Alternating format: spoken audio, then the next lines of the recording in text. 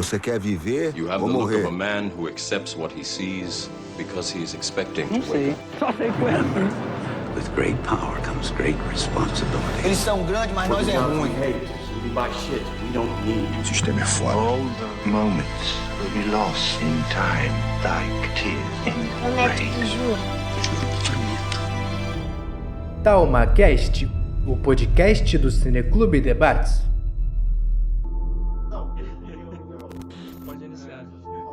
Chega pertinho. Prontinho, Fred. A qualquer momento. E aí, pessoal, sejam bem-vindos a mais um episódio do TalmaCast, mas agora não é um simples episódio do TalmaCast. Nós temos aqui dois grandes amigos, dois grandes parceiros, podcasters, dois projetos que estão na história também do TalmaCast. Esse episódio é um collab entre IFCast e Papo Nerd. E aí, assim, eu tô até emocionado, pra falar a verdade com vocês, porque a gente vai falar de 10 anos de Interestelar e a gente também vai falar um pouco sobre as nossas apreensões, por que essa obra marcou a gente dentro dos nossos campos, né? Dos nossos campos de produção de conteúdo, de trabalho, de desenvolvimento. E eu quero agradecer demais a vocês por terem saído de Itaperuna, vindo pra cá, né? Nos estúdios aqui do Pod Studios, pra gente poder fazer isso. Obrigado por vocês terem vindo, galera. O Thiago e o Bruno. Pode, por gentileza. Comece, meu Obrigado, cara, você é mais velho de casa. Cara, muito obrigado mais uma vez pelo convite, né? É bom estar aqui no Pod Studios, aqui em Bom Jesus. Mais uma vez com o TalmaCast, né? E, assim, gratificante, né? A gente poder se reunir para falar de Interestelar 10 anos. A gente tentou fazer esse papo antes, rolar. Você puxou a ideia, a gente ia fazer online, não deu. Que bom que a gente conseguiu fazer em novembro, cara, porque é justamente em novembro que ele tá fazendo 10 anos, né? E pra galera que ainda não me conhece, eu sou o Thiago Moura TM, do Papo Nerd, e lá a gente tem uma conversa sempre, assim, de fã pra fã, né? Um lugar de cultura pop nerdices. Quem quiser procurar saber um pouco mais, @Papo Nerd Oficial, no YouTube, Spotify, será muito bem-vindo. E, cara, acho que tô muito feliz porque realmente eu acho que eu já vou até lançar a frase aqui, que é, como é que é? O amor é a única coisa que a gente pode perceber que transcende as dimensões do tempo e do espaço. Cara, esse filme é bom demais. Então, pra galera que tá acompanhando a gente hoje aí, é o seguinte, se vocês não assistiram esse filme ainda, acho que vocês vão sair daqui com a vontade de assistir. No mínimo, e quem já assistiu, a gente vai convidar a você olhar por uma outra perspectiva. Perfeito. Porque o papo hoje vai estar muito bom, né? Então é isso. Tamo aí. E se você não assistiu ainda, lá dentro, né? Cria vergonha na cara e vai assistir esse filme, porque esse filme é muito bom, né? E assim, eu não me comprometo aqui também de ficar escondendo spoiler, não. Vai ter spoiler. Vai ter spoiler de 10 anos. Já prescreveu, né? Por favor, então, né, Bruno? Vai ter spoiler. Então, eu já aproveito aqui a deixa para eu me apresentar. Queria agradecer o Pod Studios por nos receber aqui. Convite mais do que esperado, né? Do TalmaCast, Rafael, Thiago, grandes parceiros aí de um bom tempo, né? Já fizemos episódios juntos, né? Muito. Nós já fizemos os três juntos? Não, acho que já Os três juntos? Acredito que Eu não, acredito que tem um episódio do TalmaCast da linha Podcast Educação que a gente conversou sobre podcast com produtores de podcast. Sim, mas aí isso foi do TalmaCast. Aí foi TalmaCast, foi isso. online e isso tem bastante tempo. Tem, foi acho que no tem segundo tempo, ano, sim. segunda temporada Tem, do tem. projeto. Onde a gente foi discutir sobre pessoas que fazem, né, Podcast no interior. Isso aí. Então, meu nome é Bruno Jardim, sou professor do Instituto Federal Fluminense, do campus Itaperuna, e coordenador de um projeto de extensão que é o IFCast. IFCast é ele começou como um projeto é uma prática pedagógica. E em 2019, ainda não tínhamos pandemia, né? Começou antes lá da pandemia. E o grande boom veio com a pandemia, né? E dali em diante, né? Em 2020, começamos a produzir os episódios de divulgação científica. Esse ano agora com uma nova... Não sei se vocês já viram o videozinho... que traz a nova logo, né? Sim, com certeza. Ficou bonito, né? Ficou. Então, aí a nova marca e agora a gente vai expandir aí para as outras áreas do conhecimento, também sem deixar a divulgação científica, que é da onde que nós vimos. E hoje eu estou aqui, pessoal, um motivo muito especial. Se você pegar o episódio 001, né, que a gente estava comentando, que Revelações. que nós falamos sobre... Que nós não, aí que tá o detalhe. O cara já Vocês se incluiu, falaram... Não, mas por que eu vou falar isso? Vocês falaram sobre o Interestelar. E quem participou foi o Alfredo Antunes, que deve estar me escutando agora. É o senhor Alfredo. Alfredo fazia parte do FCast. Ele não está mais porque ele está no doutorado, pediu para dar um tempo, mas em breve já tá de voltando, né? E ele gravou esse episódio com vocês. Isso me deixou com muito ciúme. Muito ciúme. Isso mas, é verdade, ele falou mesmo que ficou com mas ciúme, não com ciúmes rancorosos. Ciúmes amorosos. Quenamore. Cara, aí É muito sazão, eu tive que vir aqui. Muito a gente vai falar de amor? Então já botei o Quenamore aí na história, né? É verdade. Isso aí, ó. Mas obrigado mesmo, ó. Não, eu que agradeço. Excelente. Porque o Thiago, ele lançou essa ideia, a gente só mostrar assim o background. O Thiago, então, chamou, né, convidou, falou assim, cara, vamos gravar de 10 anos, não sei o quê. E aí, as nossas agendas, essa correria toda, a gente acabou postergando isso. E aí, no decorrer dos acontecimentos, surgiu essa oportunidade de a gente estar aqui no Pod Studios fazendo esse collab presencialmente, porque a gente sabe que é uma vibe diferente, a gente tá pessoalmente, a gente tá... uma conversa pessoalmente, ela flui de outra maneira, a gente tá aqui, a gente interage. E aí, o que a gente queria trazer para vocês hoje nesse encontro nosso, primeiro de muitos, se tudo der certo, obviamente, logo o Alfredo vai estar com a gente aqui também, né? Vai ser lá de Macaé, né? Fazer Um ambiente bem amistoso. Nós vamos oferecer para ele o livro o livro ilustrado do Interestelar para ele também. A gente quer trazer umas perspectivas, como o próprio Thiago falou, fazer vocês repensarem a forma como vocês entenderam ou interpretaram o filme. Não é uma aula, né? Apesar de serem projetos de extensão e apesar de ser também o Thiago com o Papo Nerd um produtor de conteúdo, a ideia nossa é de mesclar esses olhares, permitindo que a gente explore coisas que às vezes passam desapercebidas. Então, é muito mais do que marcou a gente. É também aquilo que a gente crê que seja interessante, que faz da obra ser uma obra diferenciada. Inclusive, é uma das perguntas que a gente vai depois repercutir na segunda metade do programa, em relação a se Interestelar seria a obra-prima do Nolan, né? O que a gente acha sobre isso, ou se ele é superestimado. Mas a ideia não é convencer você, é provocar você que está nos assistindo e que está nos ouvindo a repensar alguns conceitos, algumas coisas. Principalmente, o que eu quero começar a nossa conversa é sobre essa relação entre arte e ciência. Todos nós, a gente já conversou isso em menor ou maior escala, a gente sempre troca uma ideia sobre a importância da divulgação científica, mas a gente acredita que o Nolan não teve esse objetivo. Claro, não é um filme didático, é um filme até complexo para você abordar, apesar de ter ali momentos onde alguns conceitos são explicados. Mas a forma como ele ilustra isso através de uma narrativa com personagens muito humanos. Você está pegando a trajetória de um pai que vai numa jornada né, com alterações do espaço-tempo, e o Nolan faz questão de, no meio da narrativa, no meio desse roteiro, trazer momentos únicos que vão gerar memes eternos, como o Matthew McConaughey chorando na frente da tela, aquelas coisas todas. Mas que, ainda mais como pais, né? Todos nós somos pais, isso marca a gente de um jeito muito especial. E aí, a arte, que eu quero ouvir vocês, né, começar com essa provocação, vocês acreditam que a arte, e aí o cinema, ela teria uma forma única de explicar o maravilhamento da ciência? A ciência, ela nos revela coisas incríveis sobre o universo.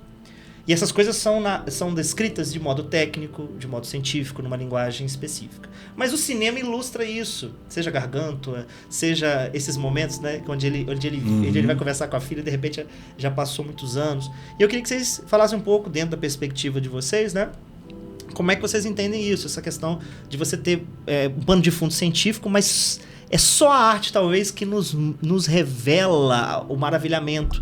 Eu lembro que isso foi uma das coisas que a gente desenvolveu no episódio 001, que a gente gravou com o Alfredo, que ele mesmo fala, eu sou casado com uma professora de história.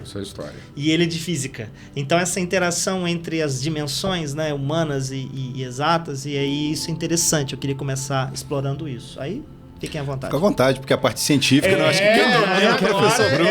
Não, mas a pergunta é sobre arte também, Não, né? claro, Que- né? Você puxa, né? E aí que daqui eu complemento, vamos lá. Que é o maravilhamento, né?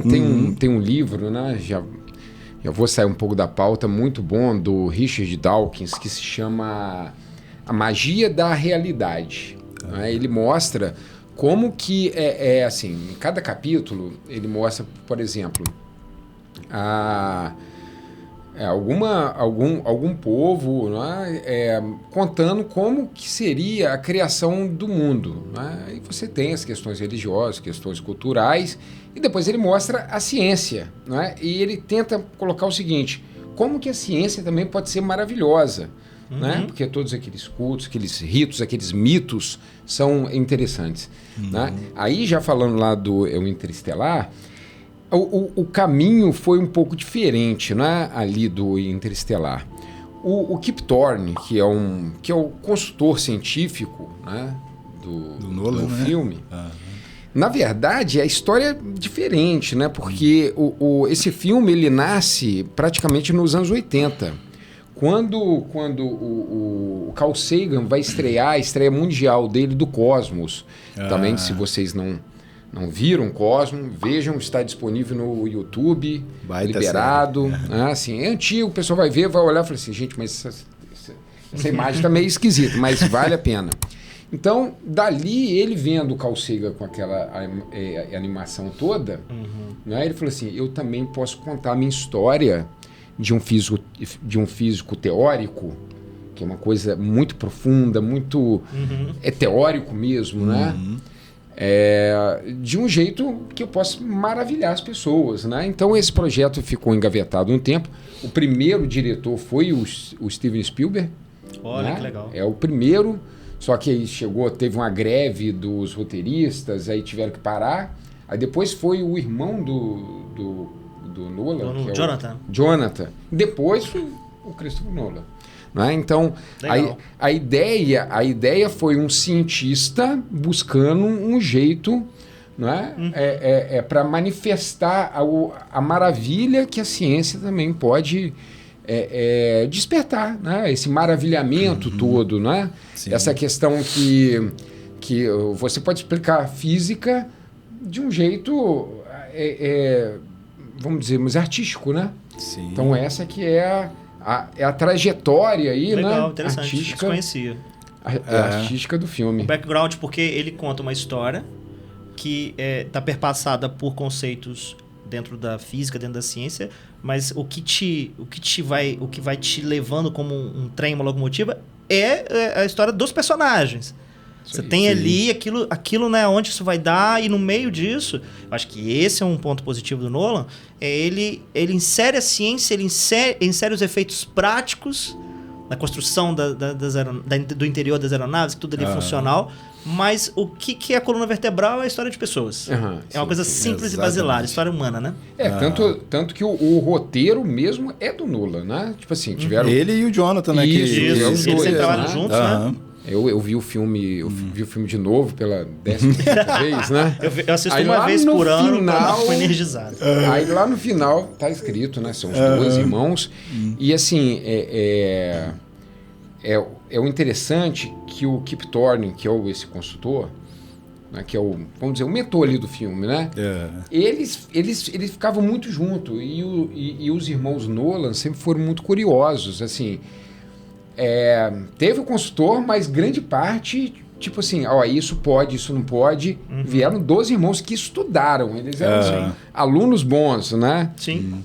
Então, ou seja, tinha um aval ali do cara para... Tanto é que aqueles cálculos que aparecem lá, foi o Kip Thorne que fez, né, cara? Tem uma imagem, eu não sei se isso está no livro que você vai trazer aquela aqui. lousa gigantesca. Aquela lousa gigantesca, o Nolan e o Thorne conversando assim... E você pensa que ele é um ambiente de sala de aula. Rabiscaram aquilo lá pro filme. E não, meu aquelas amigo. equações, e aí que eu vou lançar essa provocação, mas a gente vai desenvolvendo aqui, que é a questão do que difere um filósofo de um cineasta. Por quê? Porque o cineasta, o roteirista, enfim, ele percebe os elos, as conexões, e ele tem uma ideia do que ele quer provocar, ele tem uma ideia do que ele quer Então, ele tem que aprender o lado científico, no mínimo. Se eles não fossem curiosos, eu acho que a gente não sentiria isso no produto final. Para poder entender o que eles querem comunicar. E a forma não é técnica, a forma é narrativa, é artística. Sim. Contando cenas. Então, são cenas pensadas. Roteiro, quando o personagem do Matthew McConaughey, que é o Cooper. É quando ele se despede da filha, e aí tem um fantasma. Então, quando você vai montando os storyboards, você vai montando o roteiro, que são um trabalho que é complexo, e como você vai, em cada cena, juntando esses elementos, a ciência e pontos de virada, né? Que é uma das cenas, para mim, mais marcantes, que é quando ele tá indo embora, ele sabe que ele nunca mais vai ver a filha dele, provavelmente naquela idade, e ele vai assim, a câmera pega metade do carro, e ele vai, né, o Matthew McConaughey chorando, e pega o carro poeira indo, subindo, e aí no milharal. depois já é uma transição pro... É um corte ali perfeito, cara. Isso Se você perceber, as câmeras são colocadas no mesmo local da caminhonete, a câmera que pega a lateral e da nave. Assim, propositalmente, justamente você vê embora o plano, né, de partida. E essa é a questão que você falou da ciência, né? Assim, nas primeiras cenas do filme, o filme ele já entrega isso. Ó, a gente vai falar aqui de ciência, não é? Tentar passar esse maravilhamento lá da ciência de uma forma artística. Foi a conversa entre a Murphy, né, que é a filha, e o pai, o Cooper, e ela falando do fantasma, porque você falou do fantasma, eu falei assim, isso aí é mais interessante. Não, peraí, aí ele falou fantasma assim, não existe. Não, mas ele podia ter chegado, talvez se fosse a minha filha, ele falou assim, o Alice, que é isso, filho? Ó, que não? Ele falou, não, então tá, você acha que é um fantasma? Então faz o seguinte, você levanta os dados, anota, faz os testes, aí a gente conversa. Depois método aí científico. Tem a sua conclusão método depois. científico. Já de cara, assim, você fala assim, esse filme vai falar sobre ciência mesmo. Ele entrega ali tudo, cara. E ele é incrível que ele não poda a filha dele. Não pode. Ele não olha tem essa preocupação só, nenhuma. cara, Poderia que é fazer. na escola a treta que ele tem. Aí ele passa pra escola. Que ele passa pra escola. Gente, são muitas nuances. São muitas nuances, porque a escola limitando, e ele vai lá, e ele bate de frente e tal. E como ele vai cativando o espírito aventureiro da descoberta, sabe? De descobrir os mistérios que rondam, e ele não pode, ele alimenta isso. E com certeza isso vai... Cara, eu não lembro qual o momento do filme que é a questão do segredo. Era a Murphy desde o início. É ela que era a esperança de encontrar a equação, não era o... quando ele tá no Tesseract, cara. Quando ele tá no Tesseract... Eu não lembro. Ele percebe e fala, eu acho que eles tinham me escolhido, mas na verdade... Isso! Eles me escolheram pra passar a mensagem pra ela. Ela que... Porque ela que vai ser que vai salvar ela vai desvendar a humanidade ali, cara. Então, assim...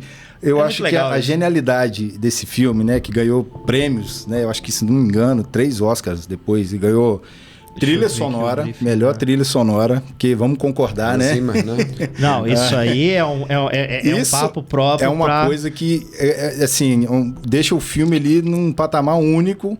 E a trilha, ela é pontual, ela tá em momentos ali que você tá realmente carregado ali, né, pontuais, pontos dramáticos ali que te pega mesmo ali, cara, por isso que eu falo, a genialidade desse filme é tudo. Até hoje a trilha musical, a pessoa quer vender uns churros lá no Instagram, põe no fundo musical. Bota o fundo musical, né? E lembrando também que a abertura do TalmaCast tem essa trilha. Eu ia falar isso. A gente, e a nossa vinheta... É um projeto educacional, hein, gente? E a vinheta Ninguém avança a temporada, o pulo, né? É a vinheta da nova temporada lá do IFCast. Se você perceber bem, a música de fundo é do Interestelar. Então, assim, é uma homenagem, porque eu acredito que o espírito da trilha sonora, como todos os filmes do Nolan, tá bom? Isso não é só Interestelar, não, todos os filmes do Nolan, em que o Hans Zimmer, pelo menos, que a gente, né, eu não sei... São parceiros em vários. Só que os últimos filmes do Nolan é o Ludwig Göransson, que eu esqueci o nome dele, que até ganhou o Oscar. Eu não sei se foi por Tenet, eu não sei qual foi a trilha sonora. Oppenheimer, não? Ele ganhou a trilha sonora de melhor... ganhou o Oscar de melhor trilha sonora por Oppenheimer. ele que tem feito as últimas parcerias com o Nolan. Mas o diálogo, é isso que eu acho que eu sou muito fã do Nolan, porque eu vejo ele como um grande pensador, um grande filósofo. Em que sentido? Ele dialoga com o compositor, ele dialoga com o cara, o tocador de órgão, que a gente vai tocar, mas a gente vai tocar nesse assunto. O cara que faz aquilo que você está escutando é um órgão legítimo, não é um teclado que emula o som de um órgão. Não, eles foram pra dentro de uma catedral lá em Londres e gravaram em loco a trilha sonora. Então eles pegaram um cara, aquele órgão imenso, e o cara tocando, e o Nolan ali, e o Hans Zimmer. Ou seja, existe um conceito, uma ideia por trás do que ele quer provocar. Não é uma... Chega e fala, Hans Zimmer, faz o que você quiser. Te dou aí a volta ali. Faz aí. Sabe? E foi assim com Dark Knight, com a questão do tema do Coringa. Foi assim com o próprio Inception, né? Que muita gente ficou muito... o Hans Zimmer é conhecido já há muitos anos, mas o Inception com aquelas trombetas, né? Marcou ali aquela época. Então, o Nolan, ele não quer fazer as coisas desconectas. E aí que eu também, para eu fechar esse... Fechar não, né? Mas passar para a próxima questão. Arte e ciência. Cada toquezinho naquela cena que eles estão num planeta de água Miller. Lá, que é o planeta de Miller, né? Que é uma passagem, aí vocês me corrigem aqui, que eu não lembro se é uma passagem de dia, se é passagem de ano, se é passagem de meses. Segundo, 25 milésimos é um dia na Terra. Cada toque que ele dá ali, se vocês perceberem na cena, que eles estão no planeta da doutora Miller, né? Que é o planeta que orbita Garganta, né? Mais próximo, né? Isso, são dois que orbitam, né? Esse é de superfície completamente cheio lá da água. E aquilo lá também, pessoal, aquilo lá é verdade, aquilo lá. Tipo assim, são o efeito maré, né? Que é a gravidade que causa aquele fenômeno, né? Então, pela a questão da elasticidade temporal que gera a gravidade, né? Causada ali pela gravidade, o tempo ali que está no planeta, ele vai ter a sensação de ser mais lento em comparação com o doutor, que eu esqueci o nome dele. Do Matt Damon? Não. Lá na Terra, que você tá falando, do que está na Endurance. Na Endurance? É porque sai o Romley. Isso aí. Que ele não desce, né, cara? Ele isso, não desce. Então se passam 23 anos lá para ele. Caralho. Sozinho. Né? E cada toque aí vocês têm que perceber. Eu acho assim, o filme, depois que uma pessoa conta isso, aí você fala, não, vou ter que voltar para poder escutar. Perfeito. Isso. Deixa para assistir de novo. Como todo filme do Nolan, tem que ver para 3 vezes. Aí a pessoa te conta, falando, não acredito que passou isso. Eu não peguei isso da primeira, né? Aí fica aquele, então cada toque daquele é um ano na Terra. Um ano? Não, cara, não dá não. Um ano, porque são 23, cara, dá só 23 toques ali, cara. Agora eu tenho que assistir de novo. Agora eu tenho que assistir de novo. Porque eu não lembro dos toques, não, mas eu sei que tem essa associação que é proposital, né? Tem um toque que eu acho que esse toque ele é a cada 1 segundo e 25 milésimos que ele vai se repetindo. E aí, na minha pesquisa, né, fontes da internet, deu que seria cada toque daquele um dia na Terra, mas também um dia dá muito pouco pra... Não, é um ano. É um ano. Então, quem estiver acompanhando aí a gente... Bota nos comentários, gente. Tira essa dúvida da gente. Porque... Bruno e do lado do Fcast, um ano... um ano cada toque. Essa junção, então, das peças, né? Da parte de você contar uma história, de você ter imagens para contar, e a parte científica, a parte de uma lógica científica, eu acho que ele conseguiu fazer isso muito bem. Pouquíssimos conseguiram fazer isso. Sim. Né? E esses elementos também distribuídos também. O filme, além do melhor trilha sonora, ganhou melhor direção de arte e melhores efeitos visuais também, né? Então, assim, o conjunto da obra todo ali, né? Sim. Você realmente vê que a qualidade é altíssima. Né? Tanto quando ele vai passar ali para o lado científico que ele quer explicar, quanto para o lado artístico, que ele vai, às vezes, extrapolar um pouco, exagerar um pouco ali na didática da explicação sobre o amor, que às vezes parece que ele está sendo muito didático, mas depois eu fui entender que aquele filme ele foi feito como uma espécie de carta aberta para a filha dele. Olha só. Então, se você parar para pensar, né? Você que ainda não teve essa percepção, o Rafael falou aqui que somos pais, né? Então, eu assisti esse filme antes e assistindo esse filme depois, a experiência é completamente diferente. Realmente. Eu assisti porque a relação dele com a filha, a relação dele com a Murphy ela é uma relação mais forte. Com o filho, meu filho, bração nas costas ali, tapão nas tapinha costas, né? Fica aí com a minha caminhonete que eu vou vazar. Então, o cara fica aí, mas Murphy, então o filme todo chamando ela, Murphy, o filme todo. Então, mas, cara, essa ligação ali, eu acho que é o foco ali de tudo, da história, né? Que é como se fosse a âncora, né, do filme. Porque ela é tão forte, a ligação do pai com a filha, que eu acho que, pelo que eu assisti, né, alguns vídeos aí falando, realmente você consegue ter essa percepção, porque o Nolan, ele viajava muito em determinadas épocas da vida. Então ele não tinha esse tempo muito bem aproveitado com a filha.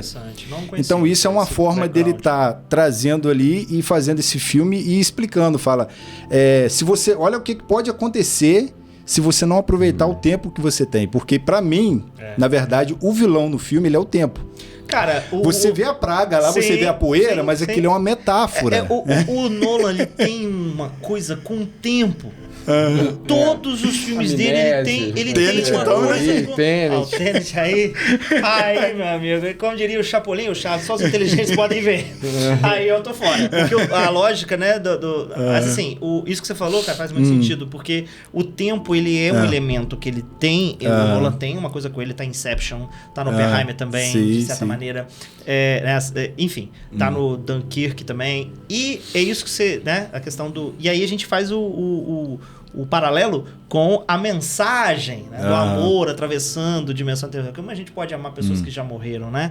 E então é um filme e eu queria até puxar o Bruno sobre aquilo que é científico, que você até na pesquisa gostaria de ouvir você sobre o que é científico, o que os caras... Eu sei que você, né, elencou lá pra gente aqui no nosso briefing algumas coisas que ele toca. Cara, ele foi muito preciso, né? Afinal de contas era o Krypton, né? Mas é uma coisa muito... Quando ele toca no amor, quando ele toca... É uma coisa muito... A argamassa disso tudo é a emoção, é uma relação de pai e filho, é uma questão de como é que você... o tempo, ele vai e quando você menos espera, no começo do filme, ele se despede dela e ele vai reencontrar ela idosa. Cara, isso são pouquíssimas obras que conseguiram fazer no meio de 2h30, eu acho que não, chega a 3 horas, não lembro agora a duração. 2h40, pô. A Isa fez aqui mais de 2h30, isso aí eu tenho certeza. Uma ficha técnica dele aqui que eu tenho que pegar, mas ele consegue te prender de certa maneira, né, nessa jornada de saber quando vai, e ela termina com ele se despedindo dela e ela idosa e vai, então assim, né? Aí eu queria trazer essa concepção de, pô, tem ciência ali, pois é, né? Aí, ou não tem né, ciência? Você falando sobre o filme, né, sobre a questão artística da filha e do pai, talvez você perguntar a uma pessoa, fala assim, o Interestelar fala sobre o quê? E a pessoa vai te responder assim, não, ele fala da busca pela gravitação quântica. E ponto. É isso que a pessoa... Nada mais, nada menos. É isso que é o Nolan, né? Ele consegue trazer as duas coisas, entregar as duas coisas, né? Hoje na ciência, né? Eu não sou físico, eu sou biólogo, mas pertencendo à grande área das ciências da natureza, a gente sempre estuda bastante sobre isso, né? E hoje a gente tem bem conhecido, né, as questões da física newtoniana, né, que vai... É o nosso física dia a dia, clássica, aqui, né? olha. É o nosso dia. É o carro que a gente veio lá de Itaperuna, é a construção de uma ponte, é uma bolinha de gude. Maçã na cabeça. Isso, é maçã na cabeça que cai em cima da cabeça lá dos outros, né? Se fosse aqui, assim, uma manga, né? Com certeza. Se fosse uma manga, só não podia ser jaca, Itaperuna, né? então, meu filho. Manga tem vantagem. Aqui também. Agora, aí depois, isso aí ficou um bom tempo, né? Quando foi 1910, 15, aí veio Einstein que pensou, tá bom, o Newton é bom, Newton tá certo, porém ele falha em algumas coisas. Quando é muito rápido, quando a gravidade é muito grande, ou quando a gente fala de vamos dizer assim, um espaço muito grande. Aí essas questões do Newton não funcionam mais. Tá? Aí já extrapola para a física quântica. Não. Ainda não? Aí vai ser relatividade. Você tá falando depois, do Einstein. Pouco tempo depois, um conjunto de pesquisadores, Niels Bohr, Heisenberg, né, que não é do Breaking Bad ainda, tá? mas é um Heisenberg. Do princípio da incerteza, né? Esse é Heisenberg. Né? Então, aí ele já falou, espera aí, então será que tem alguma lei que não funciona nem em relatividade, nem em newtoniana para coisas muito pequenas? Tem a quântica. Tá bom? Então, só que a gente não tem como olhar as duas juntas, a relatividade e a quântica. Elas não fazem sentido. Né? Como tem um pesquisador que falou um termo interessante, é um casamento flamejante entre os dois, entre a relatividade e a quântica. Tá? É o mesmo cara, Weyler, que é o sobrenome dele, é o mesmo cara que deu o nome de buraco de minhoca, é o nome que deu o nome de buraco negro. Né? Eu acho que ele já não é vivo mais, senão ele poderia ser da Polícia Federal daqui do Brasil para dar nomes lá nas operações. Seria ótimo. Cara, o cara é bom, né? O cara é bom de dar Operação Buraco Negro. Operação Buraco Negro. Operação, né? Garganta em Brasília. Garganta, né? Depois vou falar lá do nome lá do Garganta, que é boa lá também. Mas aí, então, hoje a gente não sabe. Só quem sabe, né, de uma forma muito especulativa, né? A gente não fala que é falso, não.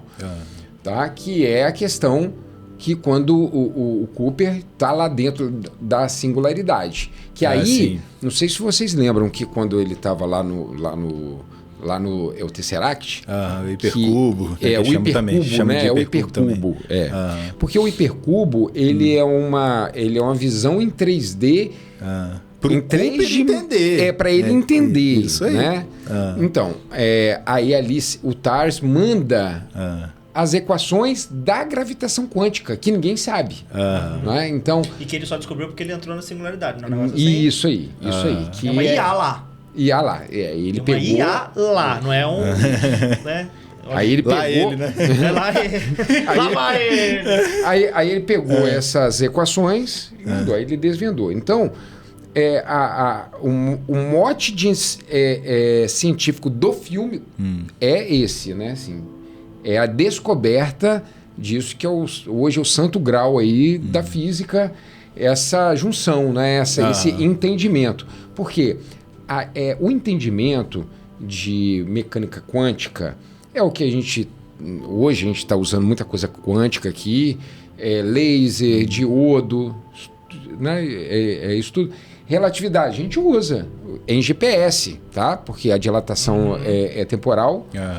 Ela é diferente daqui do celular, aqui do Tardim, do que do GPS que está em órbita. Então tem que botar na conta a Elas relatividade. Tem que conversar, né? E para isso, né? Tem que... quântica tem. Só que porque quando a gente fala de buraco negro, de singularidade, de viagem ao tempo, aí já é uma coisa mais que a gente deveria entender essa quântica com a relatividade. Né? Então, aí lá no filme a gente consegue ver várias partes que são verdades, é isso. Por exemplo, o buraco negro. Tanto que aquela imagem que vocês observam... eu ia mencionar isso. Lá não é computação, não é simplesmente uma computação gráfica. Aquilo é uma simulação de cálculos do Kiptone. Ciência e arte. Ou seja, como seria, né, dentro dos cálculos ali visualizado. A projeção estética de como ela... Isso.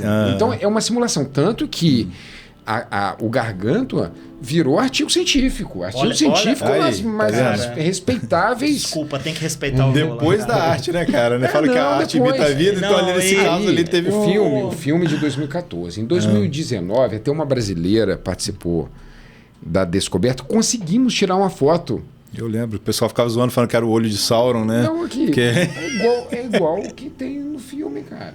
Assim, a imagem real que foi revelada 5 anos depois da estreia lá do filme, bateu, cara. Né? E aí, e muito porque foi pautada em cálculos. Cálculo. Não foi pautada numa visão criativa puramente artística, imaginativa, de como é que seria. Então, é essa junção que a gente está falando da arte, da ciência, que creio pode ser, fazer a deixa do Talma, né? Um artifício muito positivo para despertar o maravilhamento da galera para esse universo incrível que a gente faz parte, e a partir daí começar a estudar mais, dar uma lida em coisas relacionadas à ciência, aproximar as pessoas. Repare, não é uma forma didática, é uma forma de sensibilizar através de um filme, através de uma narrativa, e provocar um maravilhamento, espanto, para que as pessoas falem, cara, isso me deixou intrigado, agora eu quero ler mais sobre isso, como muitos ficam intrigados, como o próprio Oppenheimer, né? Sim. O que é real, o que não é? Aí os espiões russos dentro, soviéticos dentro do Projeto russa, Manhattan, né? o que é? Eu me vi pegando, fazendo várias pesquisas na BBC, em vários lugares, falando assim, cara, o que é real, o que não é? Por quê? Porque isso te puxou, te engajou. Sim. E a partir desse momento você começa então a encontrar, seja artigos científicos, você começa a encontrar coisas e você vai aumentando o seu repertório, o seu conhecimento. Te aproxima da ciência. Sim, né? sim. No mínimo não distancia, te aproxima da ciência. Né?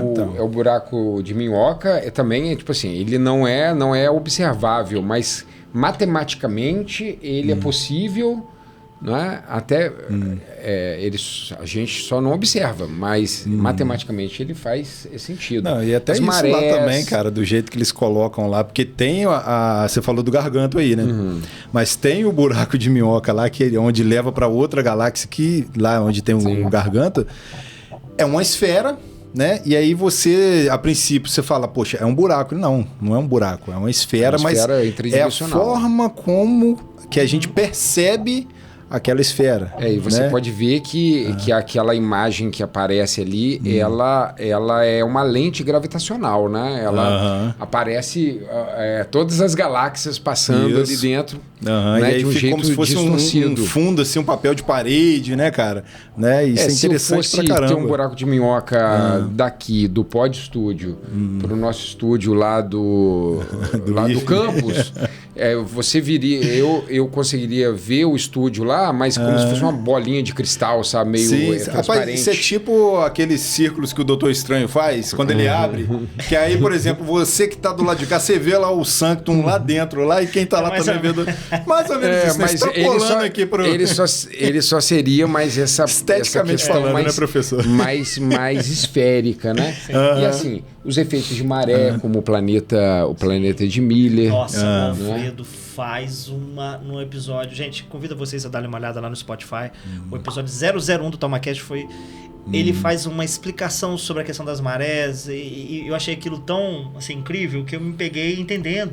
Depois de mais de 25 anos...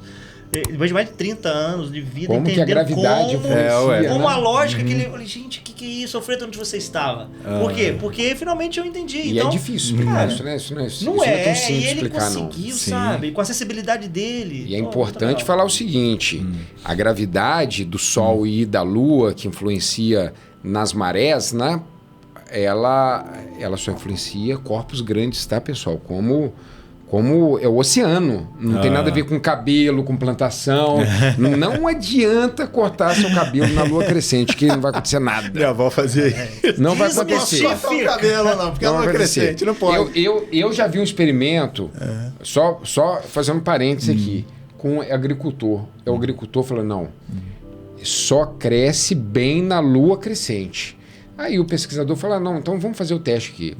Aí ele começou a perceber que o próprio agricultor, sem perceber, ele cuidava melhor daqueles que ele plantava na lua crescente. Por isso que crescia, então. Porque dava um trato melhor, pô. Dava um trato melhor. Entendeu? Entendi. Então, ele ali, né, o experimento ali, ele conduzindo o experimento que estava dando resultado melhor. E não puramente o ambiente, né, cara? Simplesmente. Isso aí, dentro da academia a gente faz, tá? Sem saber. A gente, às vezes, tem um experimento que a gente tem um apego. Aquele lá, a gente vai usar uma pipeta mais limpinha, a gente vai usar uma luva.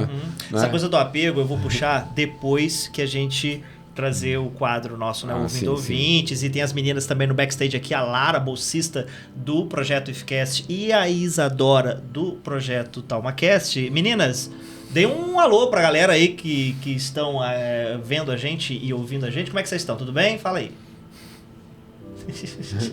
Oi, gente, eu sou a Isadora, bolsista do TalmaCast. Oi, gente, eu sou a Lara, bolsista do IFCast. E temos perguntas? Temos interação? Fala pra gente. Eu vou ler a primeira que mandaram pra gente lá no Instagram, que foi: Interestelar é o melhor filme do Nolan ou vocês consideram superestimado? Passo a palavra pra vocês dois. Passo a palavra pra vocês dois. Eu vou esquivar dessa. Eu vou arriscar aqui, cara. Eu vou arriscar, ó. Pra mim, o que acontece com o Interestelar é o seguinte. Ele é um filme genial, igual eu já falei aqui. Tô sendo muito repetitivo, mas, pô, Interestelar, acho que é o seguinte. Pra mim, ele tá não só como um dos melhores filmes do Nolan. Pra mim, ele é o melhor filme do Nolan. E ele é o segundo filme que eu mais reassisti depois de Matrix. Ele é o segundo, né? E dentro ali dos filmes de ficção científica que eu mais gosto, justamente porque esse papo que a gente está tendo aqui hoje é uma coisa que realmente me dá vontade de conversar, de compartilhar, de querer aprender mais sobre isso. Ele cativa, cara. Ele engaja, então, ele cativa. E para mim, ele é o melhor filme do Nolan, sim, né? Pode ter ali um defeito ou outro ali, não é talvez não seja um filme excelente, né? Algumas críticas, né, bem precisas, talvez, que algumas pessoas tenham, mas para mim, na minha experiência, ele é o melhor filme do Nolan, sim, até hoje. Bruno. Cara, não, mas eu vou dar opinião de fã, tá? Não é opinião de especialista. Então, minha opinião é puramente de fã. Eu sou fã, eu gosto de todos, mas eu tenho um... Não, assim, não, porque o seu olhar é diferenciado, jovem. O seu olhar... o olhar dele não é igual ao meu, não. A filosofia nos deixa confusos. O meu porque é o filme que eu mais reassisti do Nolan. E é o que eu mais, como você falou, é o que eu mais converso, é o que mais... Se você botar vários quadros lá do filme, a gente tá gravando aqui, mas a gente poderia gravar o quê? Umas 4 horas falando do filme. A gente poderia ver o filme... A gente poderia ver o filme aqui, parar e falar fazer um take a take. Dá pra fazer, dá pra fazer. É um take a take.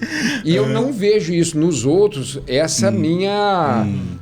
vontade de conversar. Eu até converso. E aí, você gostou? Pô, filme legal, não sei o quê, mas aí quem vai responder melhor é esse rapaz aqui, que ele vai dissecar responsabilidade. É responsabilidade, meu pai. sim. Não. Vai dissecar o negócio aqui. Cara, na moral, assim... Justifique sua resposta. Fale e justifique. Disserte sobre, vai lá. Não sou especialista nele, mas eu acompanho ele desde longa data. Porque eu vejo ele como alguém que faz a ponte entre cinema e filosofia de vários jeitos. Estudo tudo que ele fala, porque já peguei... eu sou colecionador de Blu-rays e de DVDs, então eu pego as entrevistas, pego os making-offs. Eu já pedi a conta de quantas vezes eu vi making-off do Interestelar pra ver como é que eles dentro da catedral gravaram, como é que foi as coisas. Então... Só que eu tenho, obviamente, como, né... Desembucha, rapaz! Desembucha! Tô curioso agora. Todos eles são doce. O meu preferido não é o Interestelar. Tá enrolando, apesar de eu acreditar que o Interestelar ele seja único por todos os motivos que a gente elencou aqui. Mas o mais amarradinho... começo, meio e fim dele. Para, vamos agora. Tem mais alguma coisa? Vamos chamar Top Term. Vamos falar aqui. Os nossos patrocinadores. A TechPix também, né, gente? A TechPix vamos também. Falar de coisa boa, né? Eu gosto muito do Dark Knight. Aí você fala, mas peraí, o Dark Knight... Você vai falar que o Dark Knight ele é um filme baseado em quadrinhos. Mas não. Se você pegar o Dark Knight e vê-lo como um filme de suspense policial, um filme de detetive, apesar de não ser o The Batman, onde você tem o Joker do Heath Ledger, que é um cara que tem passagens onde ele pega toda a hipocrisia da sociedade e devolve pra ele. Você tem um ícone do bem, um cara que faz justiça com as próprias mãos, e ele mostrando como ele mesmo fala. No dia que você não for mais útil pra sociedade, eles vão te expulsar que nem um leproso, e ele fica quieto, que ele não tem o que dizer. Então eu acredito que o jogo, os assuntos não são científicos, os assuntos abordados no Dark Knight que vão envolver justiça, moral, política, ética, certo e errado, o uso da tecnologia no final do filme, ele quebra as barreiras éticas pra poder pegar o Coringa, e o Coringa consegue. E no final, quando eles vão conversar, o Coringa vira e fala, cara, a gente tá fadado a fazer isso aqui, você me diverte. É um gato e rato, né? Um jogo de gato e rato. Ele tava querendo fazer o Harvey Dent cair, e ele consegue. Então, pra mim, isso me tocou, filosoficamente falando, muito mais do que o Interestelar, apesar do Interestelar ser... Então, assim, eu não colocaria numa escala hierárquica, mas que eu gosto de todos. Até o Tenet, né? Com a ajuda muito, a gente tem que fazer aqui. Toda a complexidade dele, né? Esse até ficou meio estranho, mas tudo bem. Esse até... A gente perdoa. Espero que os ouvintes também. O Tenet, que você pegar... E aí aqui é uma dica. Os episódios do Nerdcast explicando o Tenet são muito didáticos. Você tem que escutar um, você tem que ver 3, 4. O que ele faz com a entropia, o que ele faz ali com a ciência também, o que não é, o que é ficção. Então, assim, os temas me tocaram muito, o Heath Ledger me tocou muito, e o Interestelar, eu acredito que ele seja um filme, um dos filmes extrapolaram, né? Um dos filmes, assim, não do Nolan, mas um dos maiores filmes de ficção científica de todos os tempos. Mas, pra mim, o meu preferido é o Dark Knight. Eu vou te fazer uma pergunta. Então, não tá na caixinha, mas eu vou te fazer. O Nolan é o melhor da nossa geração? Aí complica. E aí? Nossa, tem muitos diretores fantásticos, cara. Eu acredito que ele é um dos melhores. É um dos. Você tem, com certeza, um dos melhores. Eu gosto muito do David Fincher, eu gosto muito do Matt Reeves, eu gosto muito do... Pô, tem muitos bons. E todos eles, se você for pegar, eles são diferenciados porque os textos, os diálogos, você tem que... Né, as pessoas às vezes ficam muito presas aos efeitos, aos atores, se os caras estão entregando. Mas é quem escreve, é quem liga, os caras entregam, mas tem alguém por trás planejando. Se vocês pegarem, aqui eu vou fazer agora uma campanha, se vocês pegarem a entrevista que o Aaron Eckhart, o cara que fez o Harvard Dent, fala da cena que ele gravou com o Heath Ledger de enfermeira, e cara, você tem que ver o que aquele cara fez, ele não era ele. Não era ele mesmo fala. Ele tava deitado, ele chega, ele não olha pra mim, ele não se comunica, ele começa a falar, então sozinho, aquela coisa, e de repente ele senta e grava. E ele tá falando como ator, ele tá falando da arte. Ele tá falando da arte de encenar, de fazer uma coisa que tá no papel, uma ideia, se tornar realidade, porque o ator encarna uma ideia. Sim. E o que ele fez? Ele transcendeu. Isso teve o preço, né? É verdade. Da saúde mental, daquela coisa toda, né? Que levou ele a aquele acidente que... Uma palavrinha com S que a gente não fala aqui, que é justamente pro YouTube não... que não foi de fato, né? Um S, foi um, né? Não sei o quê. E isso, pra mim, toca muito. Foi a obra em que eu me quebrou meus paradigmas em relação a como é que eu vejo a profissão de ator e atriz. Como é que não deve ser fácil e como é que deve ser para poucos você dar vida a uma ideia, você personifica isso, você sente igual ele sente e depois você desliga e volta a ser você. Isso é uma coisa, cara, que se você parar pra pensar, é fantástico. Um deslocamento de si. Eu vou ver de novo. Não, a gente vai ver, nós vamos gravar aqui e eu vou defender. De novo. Eu vou defender. Valeu, cara, a trilogia dos filmes do Nolan, do Batman, também dá um episódio bacana, hein, cara. Fica assim, esse filme, olha... Porque agora você falando, eu vou ter outra visão também. Então, assim, o Inception também, em relação ao pai e filho, no final ele olha e vê o filho. Então, os filmes deles são todos muito bons. Mesmo que às vezes a gente não entende como Tenet. Mas, né, botaram eu nessa sinuca de bico aí, o Dark Knight pra mim tocou muito. Então, deixa eu só... Eu tive uma ideia aqui.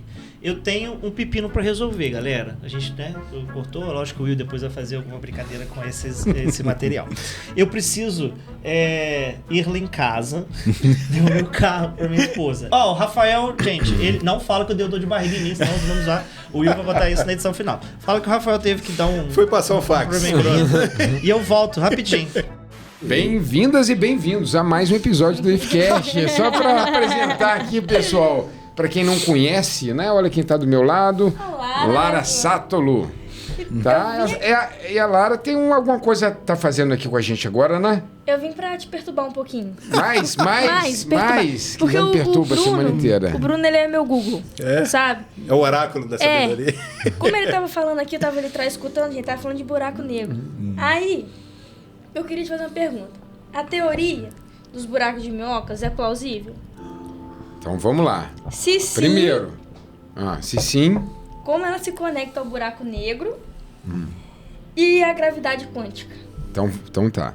Então vamos começar lá do começo. Eu não sou especialista em buraco negro. Quem é o que te torna, né? Quer que eu pegue a folhinha de papel e o lápis pra você explicar? Caramba, cara! E ajudar, né? Cadê? Pega aí. O meu sonho sempre foi fazer isso. Aí, ó.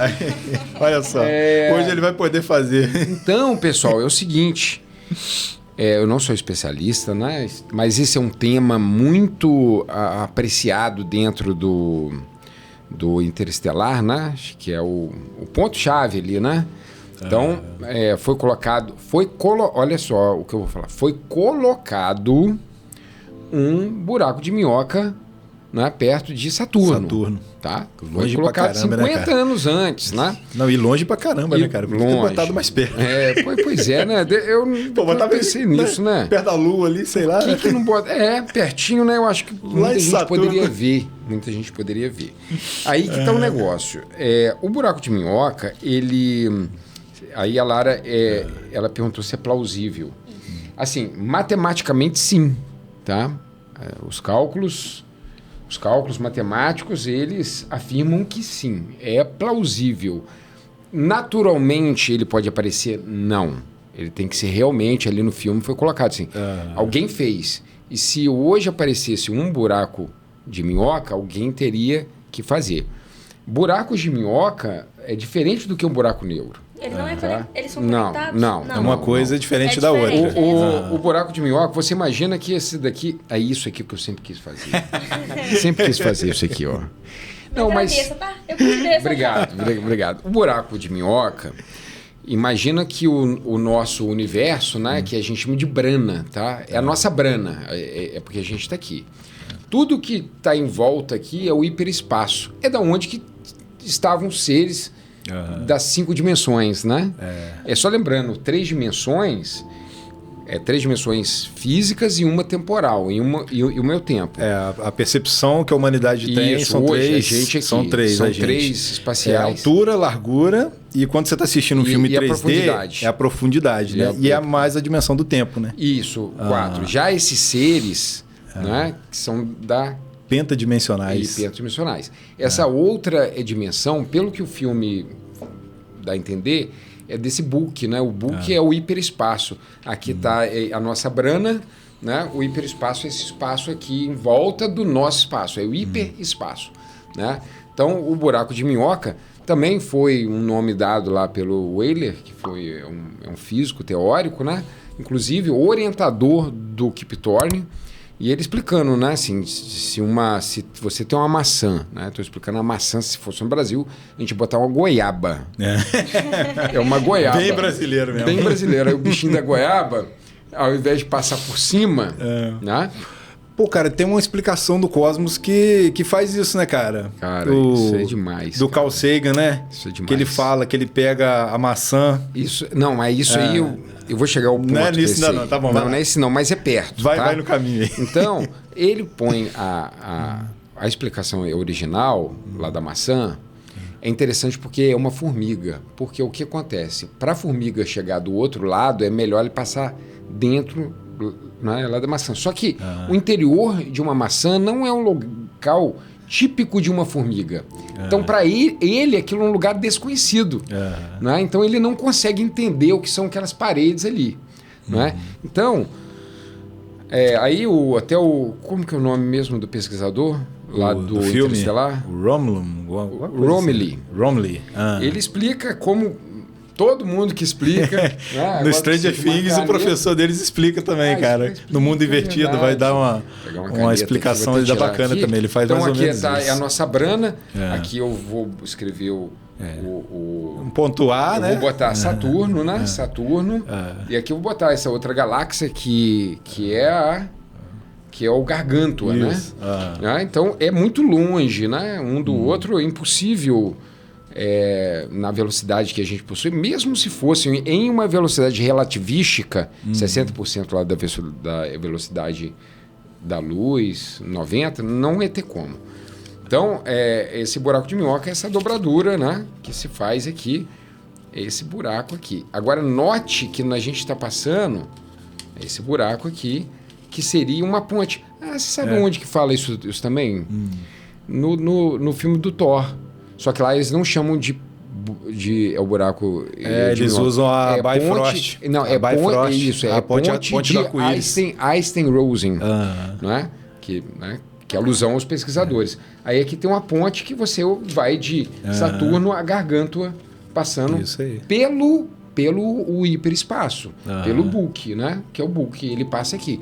Isso, então, ele liga as duas dimensões, no caso. Isso, então você chega muito mais rápido aqui. Isso, falamos pra eles. Opa, isso, porque sem isso não tinha como chegar lá naqueles planetas todos, e que o certo era o de Edmond, né? Mas tudo bem. Eu vou rodar. Isso aí é bom pra gente pegar depois, quando estiver concluindo, né, cara? Pra poder fechar o papo. Isso aí é bacana, né? O último. Aí é o seguinte, aí a Lara, ela me perguntou sobre o buraco negro. Tá, esse aí é o buraco de minhoca. Isso, esse aqui é o buraco de minhoca. Matematicamente faz sentido, nunca vamos observar, porque não, assim, naturalmente os físicos, né, já afirmam que naturalmente não dá para fazer, mas artificialmente, então alguém vai ser colocado lá. Já o buraco negro é o seguinte, a deformação, né? Não, aí que a gente tem que falar um pouco antes, que é o seguinte: qualquer massa gera uma deformação no nosso espaço. Né? Então, vamos dizer assim, por que a Lua gira ao redor da Terra? Porque a Terra, ela tem uma massa que deforma esse espaço, né? E a Lua fica tipo quando você imagina, você tem uma cumbuquinha em casa e você tem uma bolinha de gude e joga ela não fica assim, olha, dando volta. Isso, só que tem uma hora que para. Nesse caso não, porque a Terra também está caindo dentro de um buraco. Né? Então está todo mundo caindo. A gravidade é a queda. Né? Einstein, ele pensou ele caindo de um prédio e ele pensou que nesse momento a gravidade dele seria zero, né? Porque ele estaria em queda a mesma coisa que a Terra, né? 10 metros por segundo ao quadrado, né? A aceleração dele. Então aí, Lara, tudo é deformado. Então, a Lua, ela tá assim. Ou a mesma coisa que a Terra também faz a sua translação. E a mesma coisa que o Sol também gira em torno da nossa galáxia. Então, isso aí é uma deformação do espaço-tempo. Tá? Que é essa brana aqui, tá? Só que, no caso do buraco negro, quando você tem uma supernova, né, que é o colapso de uma grande estrela de uma massa muito grande, milhões de vezes da do Sol, ele gera um objeto tão denso, tão massivo, que ele deforma de um jeito tão grande que vai formar um vale, um buraco tão grande que nem a luz escapa. É por isso que é chamado de buraco negro. Ele tem aquelas coisas em volta, porque aquilo é tudo gás que está sendo sugado. Ele é tão grande. Não sei se vocês lembram da imagem, lógico que vocês lembram, lá da imagem do Gargantua. Ele tem um negócio para cima, assim, não é? Ele é assim. Aquilo lá não está para cima, ele está deitado. Só que a luz... Ela tá luz que dá essa impressão, né? Isso, você imagina que aqui é um buraco negro, né? E eu tô com uma câmera aqui. A luz que está emitindo aquilo vem para a câmera aqui, olha. Assim, olha. Ela tá por trás, mas ela vem. Ela vem. E tudo que a gente enxerga no mundo é luz. Né? Eu só estou enxergando o Tiago aqui. Quer dizer, eu não estou enxergando o Tiago. Eu estou enxergando a luz que bate no Tiago e reflete em mim. Aí que eu enxergo. Não, mas cara... Você não que ele é o Google? Não. Se você for parar pra pensar, o ser humano... Cara, o ser humano nossa, assim, é ridículo, cara. Tipo assim, né, em termos assim, de percepção. Porque, só para ilustrar aqui o exemplo, um inseto. Pega um inseto. Por que o inseto vai em determinada flor? Porque ele enxerga aquela flor diferente da gente enxergando a flor, né? Sim. O espectro ali é diferente para ele, né? Não é a gente uma flor ali para ele vai ver, não sei, multicores talvez, é uma coisa que vai ser muito mais atraente para ele do que pra gente, né? E justamente aí, por causa da luz. Aí sobre um detalhe aí, fazendo um parênteses lá da flor, já que flores brancas geralmente florescem à noite. Como é escuro, ninguém vai ver nada, ela vai investir as suas energias não em cor, porque é à noite que ela vai florescer em cheiro. Se vocês repararem, flores brancas à noite são mais, tem um perfume maior. Tem dama da noite, né? Que nossa, tem um cheiro forte pra caramba. É só um detalhe biológico aí, aproveitando para deixar lá um pouquinho da minha biologia aqui também. Então, é isso que é o buraco negro. Tá? Só que, tipo assim, o que tem ali dentro do buraco negro que causa essa deformação, a gente não sabe. Que aí eles citam, né, que como se o buraco negro ele fosse uma concha, né, e a pérola é a singularidade. A singularidade. Então, para a gente ter ideia dessa equação de relatividade com quântica, a gente precisa conhecer o que está lá dentro. O interior do só que a gente negro. não consegue, porque nem luz. Você pode entrar, se você já... É sair que você não pode. Entrar você pode. Né? Mas sair...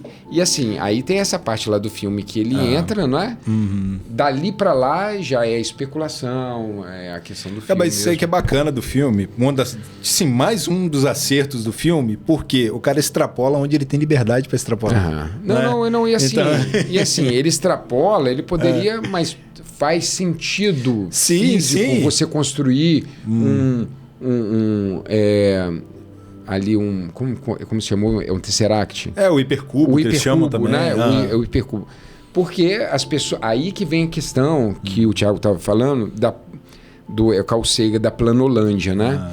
Vamos pensar no seguinte, se o mundo fosse em 2 dimensões, né? O comprimento altura não, é altura profundidade. E largura. Isso. Altura, não, é largura. Né? E se todo mundo fosse assim, você não enxergaria a altura.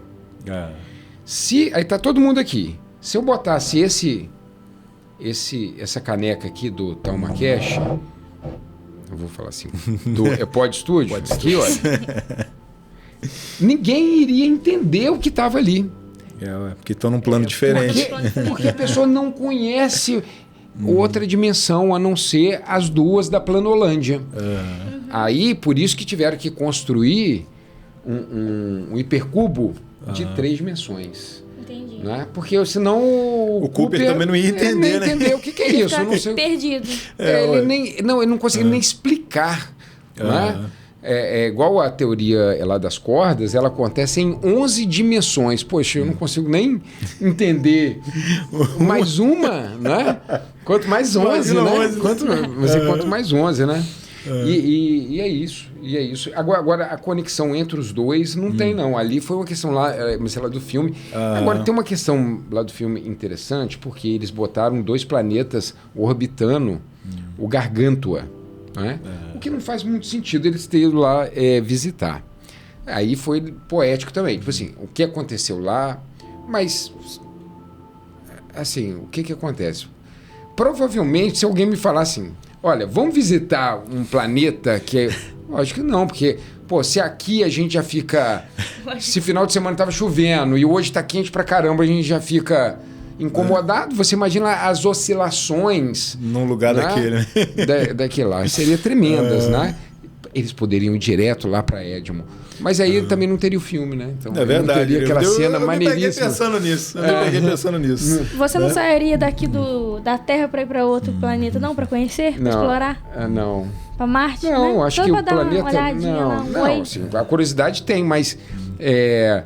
uma questão assim que eu acho que o filme poderia ter colocado mais... Não poderia ter colocado mais, não, porque o filme tem que ser muito... É 2h40, né? Tipo assim, como chegamos a essa... É uma situação assim, né? Por que a gente foi obrigado? Porque não tinha outra opção. Né? Tem uma conversa entre o Dr. Brand, né, e o Cooper, falando assim, olha, a sua filha é a última geração que vai viver aqui na Terra. Não é? Tipo assim, e não mostrou muito a praga. E você sabe que a praga, ela foi... Eles não detalham muito bem o que é. Não fala no filme o que é. Não fala o que é, mas ela é interessante, porque ela não é generalista, ou melhor, ela é generalista, que isso é muito difícil acontecer em pragas, tá? Geralmente pragas são muito específicas, né? São espécies específicas, entendeu? E geralmente pragas, elas não pulam muito de um... Igual... que pulou do trigo para o quiabo e depois chegou eventualmente no milho, né? Não pula muito, né? Mas, então, aquela praga em si não é muito provável. Mas, para poder eles chegarem a esse tipo de praga, O Kip Thorne fez ele chamou de Jantar das Pragas. Ele chamou os... Jantar das Pragas. Ele fez um convite para os melhores biólogos ali da Caltech. Ah, tá. Achei que eram aquelas 10 do Egito que tinham sido convidadas. Essa não. Jantar das Pragas. Aí é na Record. Aí é na Record. Depois de Mutantes.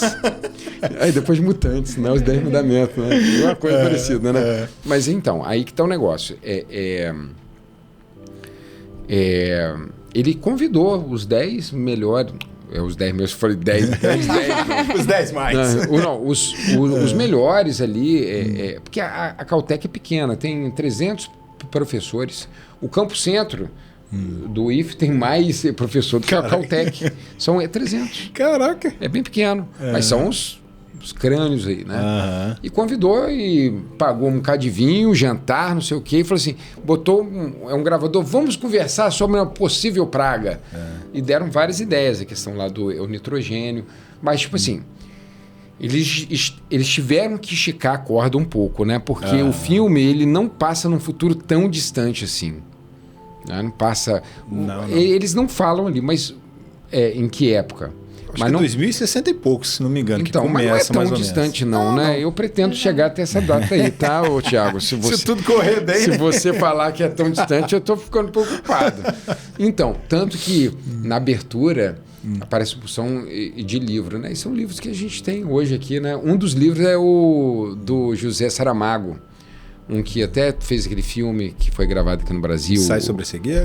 Sai sobre a cegueira. Tá lá na... Tá lá na estante da biblioteca. Caraca. É porque o filme ele começa com opção de poeirinha, assim. E as naves também, né? Ali no... Ele coloca as navezinhas na frente, aparece Interestelar. Interestelar. Então, põe uma nave, né? Que são os ônibus espaciais, que é uma coisa também recente, né? Então não é tão distante assim, não, né? Então, aí eles fizeram essa praga aí fictícia para tentar, mas é pouco provável um dia a gente ter uma praga assim. Mas eu acho que faltou me conforta saber. Não, mas eu acho que eles poderiam ter explorado muito o papel do homem na degradação, sabe assim, ter colocado, olha, o nosso jeito de consumo, né? Eu dou aula de uma disciplina que é praticamente de ecologia para engenharia mecânica. E eu já começo, acho que como que é? Ciência do ambiente. Eu já falo, olha, a gente vai falar sobre o meio ambiente, mas nada faz sentido com o jeito que nós consumimos hoje, né? O nosso modelo econômico baseado na exploração e no acúmulo de capital, isso inviabiliza qualquer coisa que eu falar aqui. Qualquer ONG que cuida lá do meio ambiente inviabiliza, né? Então acho que faltaram um pouco falar isso aí lá do meio ambiente, mas já saí da pergunta que ela me fez aqui. A gente chama ele lá no IFCast de Bruno Palestrinha. Bruno Palestrinha. Mas eu tenho que me controlar. Eu falo pra caramba. Mas você tem mais alguma pergunta sobre... Não, me respondeu. Você respondi. Eu perguntei mas só pra gente fechar aqui então. O buraco de minhoca não ocorre naturalmente, ele matematicamente é possível e ele foi colocado lá no filme. Então, assim, alguém teria que colocar ele em algum lugar. Isso. Né? Isso aí. O buraco negro é diferente. Não, o buraco negro ele já é bem natural. Inclusive, no centro da nossa galáxia, a gente tem que é o Sagitário A estrela, que se parece muito com o Garganto, tá? No seu tamanho, tá? E agora, interessante, né? Você já ouviu falar... Lógico, você já viu Dark, né? A série da Netflix? Isso. Eles colocam lá um paradoxo de Birdstep. Sim. Esse paradoxo é quando... eu consigo explicar, mas te dando exemplo. Em 1880 e pouco, o Charles Darwin escreveu A Origem das Espécies, certo? Sim. E se eu tenho uns 3 lá em casa, porque eu compro as edições que eu acho bonito, cara, eu bonitão, acho bonito, né? Demais. E se eu chegasse com esse livro, voltasse ao passado, tá? Quando Darwin era um jovem de 30 anos. O Darwin esteve aqui no Brasil, ficou meses aqui no Brasil. Tá? Não veio em Bom Jesus, não veio em Quinta Peruna. Pô, perdeu, hein, cara? Tá? Perdeu. Perdeu o Playboy. Deu mole. Deu mole. Devia ter vindo. Nossa. Aqui. Aí, o que acontece? Se eu chegasse com um livro pro Darwin, falasse assim, aqui, olha, toma esse livro aqui, olha. Você que escreveu esse livro. E aí ele olhasse e falasse assim, olha que maneiro, é mesmo, eu vou escrever esse livro. E agora, quem que escreveu o livro? Aí é a mesma coisa para esses seres que colocaram o buraco lá de minhoca. Mas o buraco de minhoca, ele só foi a possibilidade dele só porque o Cooper entrou nele. Só que, como assim? Se ele entrou nele... Você está entendendo o paradoxo? Não, eu tô acompanhando aqui. Olha só. Acompanhar. Quem colocou lá, um dia já passou pelo buraco de minhoca. Mas quem que colocou, então? É quem passou ou quem veio antes? Porque, na verdade, ele existe dos dois planos, né, cara? Tanto é que o livro, na verdade, principalmente você deu o exemplo do livro, e na série Dark tem isso. Né? Eles usam um livro lá, que é aquele, como se fosse o relojoeiro lá, né? Que ele é o cara que escreveu o livro. Nossa, você lembra de ter detalhe, o tempão. Mas, pô, assisti essa série 3 vezes, cara. Gostou? Demais. É boa. Mas, falar que eu sei, é uma série, não é pra qualquer um, não, mas é muito interessante quando você consegue acompanhar, cara. E aí tem isso, ele chega com o livro e fala, você escreveu esse livro, o cara, pô, bacana, foi eu que escrevi, né? Mas aí o cara não escreve livro, né? Então, assim, ele escreveu o livro e ele não escreveu o livro, né? Então aí já entra já no gato de Schrödinger, né? Mas então, esse é um paradoxo que é do filme lá também. Ué. Porque os seres da quinta lá da dimensão botaram o buraco de minhoca. Isso. Mas para eles chegarem até essa posição, ele teve que passar antes ali. Os seres pentadimensionais seriam como se fossem os humanos no futuro. Mas para chegar no futuro eles tinham que passar ali, porque senão ele não sobreviveria à praga. Olha só. Então, parece que eu tô vendo Flash. Por isso, depois a gente até zoou, né, que a parada da distância lá em Saturno, quando eles fecham o hipercubo, o Cooper, ele sobrevive, ele volta e fica ali, tipo assim, próximo de Saturno ali com poucos minutos de oxigênio. Mas por que eles resgatam ele? Porque a estação, uma das estações que eu acho que não deve ser a estação Cooper, ela estava próxima de Saturno e eles conseguem resgatar ele, entendeu? Então assim, liga direitinho, né, cara? Eles já sabiam, né? Então, vamos fechar que ele vai cair lá e lá já tem gente para ir lá pegar ele próximo. Já vamos deixar lá. Bacana, então ele já sabia. Esse paradoxo é muito doido. Isso aí dá um nó. Dá um nó mesmo na cabeça. Então essa foi minha pergunta. Obrigado. Obrigado a você. Participando mais uma vez junto aí. Prazer, viu? Thiago. Tamo junto. A pergunta rendeu, cara, viu? A minha pergunta é a seguinte. O cara do filme, né, o Cooper, ele faz um sacrifício e tudo mais. Ele deixa a filha dele, né, que é a família que ele tem e tal. E aí a minha pergunta é se vocês fariam, porque você falou que você não iria por curiosidade conhecer outro planeta, né? Mas se fosse pra ser um sacrifício, tipo, só tem você pra salvar a humanidade. Você tem que fazer. A humanidade. Isso, a humanidade. Tá. Não, se fosse pra salvar... a humanidade e filha são duas coisas. Se for... Não, tipo assim, então, se fosse pra salvar o planeta, incluindo animal, tudo. Vocês iriam? Por favor. Quer que eu comece? Então, aí até um conceito que a gente usa, que eles usaram lá no filme, de empatia, né? Acho que foi o Dr. Men que falou isso, né? Falou assim, porque a gente não tem empatia pelos nossos próximos, né? A empatia é quase uma injustiça, né? Vamos pegar no nosso mundo do dia a dia, assim, né? A gente tem empatia por, geralmente, mamíferos de olhos redondos. Ninguém tem empatia por um peixe. A pessoa pesca um peixe, puxa com anzol, que negócio na boca dele. Ninguém fala, meu Deus do céu, o que aconteceu? Sabe? Então, essa empatia, ela chega a ser uma coisa injusta. Até essa palavra, né? Porque a gente lida mais muito com os nossos, né? Então, aí vou responder a pergunta agora, né? Só para contextualizar, né? A questão dele ali, né? Porque ele estava fazendo pela filha dele, Mas, se eu não me engano, o Cooper não estava pensando na humanidade como um todo. Ele estava pensando na humanidade com a filha dele na humanidade. Isso. Talvez se ele não tivesse a filha dele, ele ia continuar sentado ali naquela varanda bebendo aquela cerveja ali, tá bom para ele. Que tomara que naquela época ali, né? Porque trigo então não era uma Weiss. Uma cerveja de milho então, né? Pode ser de cerveja de milho, né? Porque não era uma cerveja de trigo, né?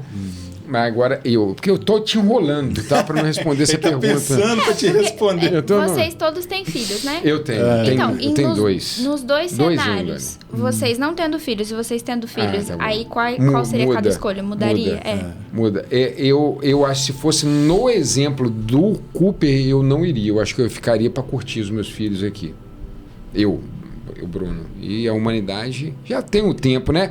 Não deu certo, gente. Darwin não dá certo. Não dá certo. Não dá certo.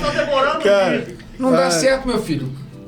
Tira isso logo, vai vir outro, entendeu? Não tem que sobreviver. Fala igual o Ultron agora, pergunte a Noé, né? Aí que vem a questão até do estalo, né? O Thanos, o estalo. Thanos estava totalmente errado quando ele deu estalo? Sem querer levantar as polêmicas mas eu aqui. vou fazer um parênteses. Ele estava errado porque o que ele fez?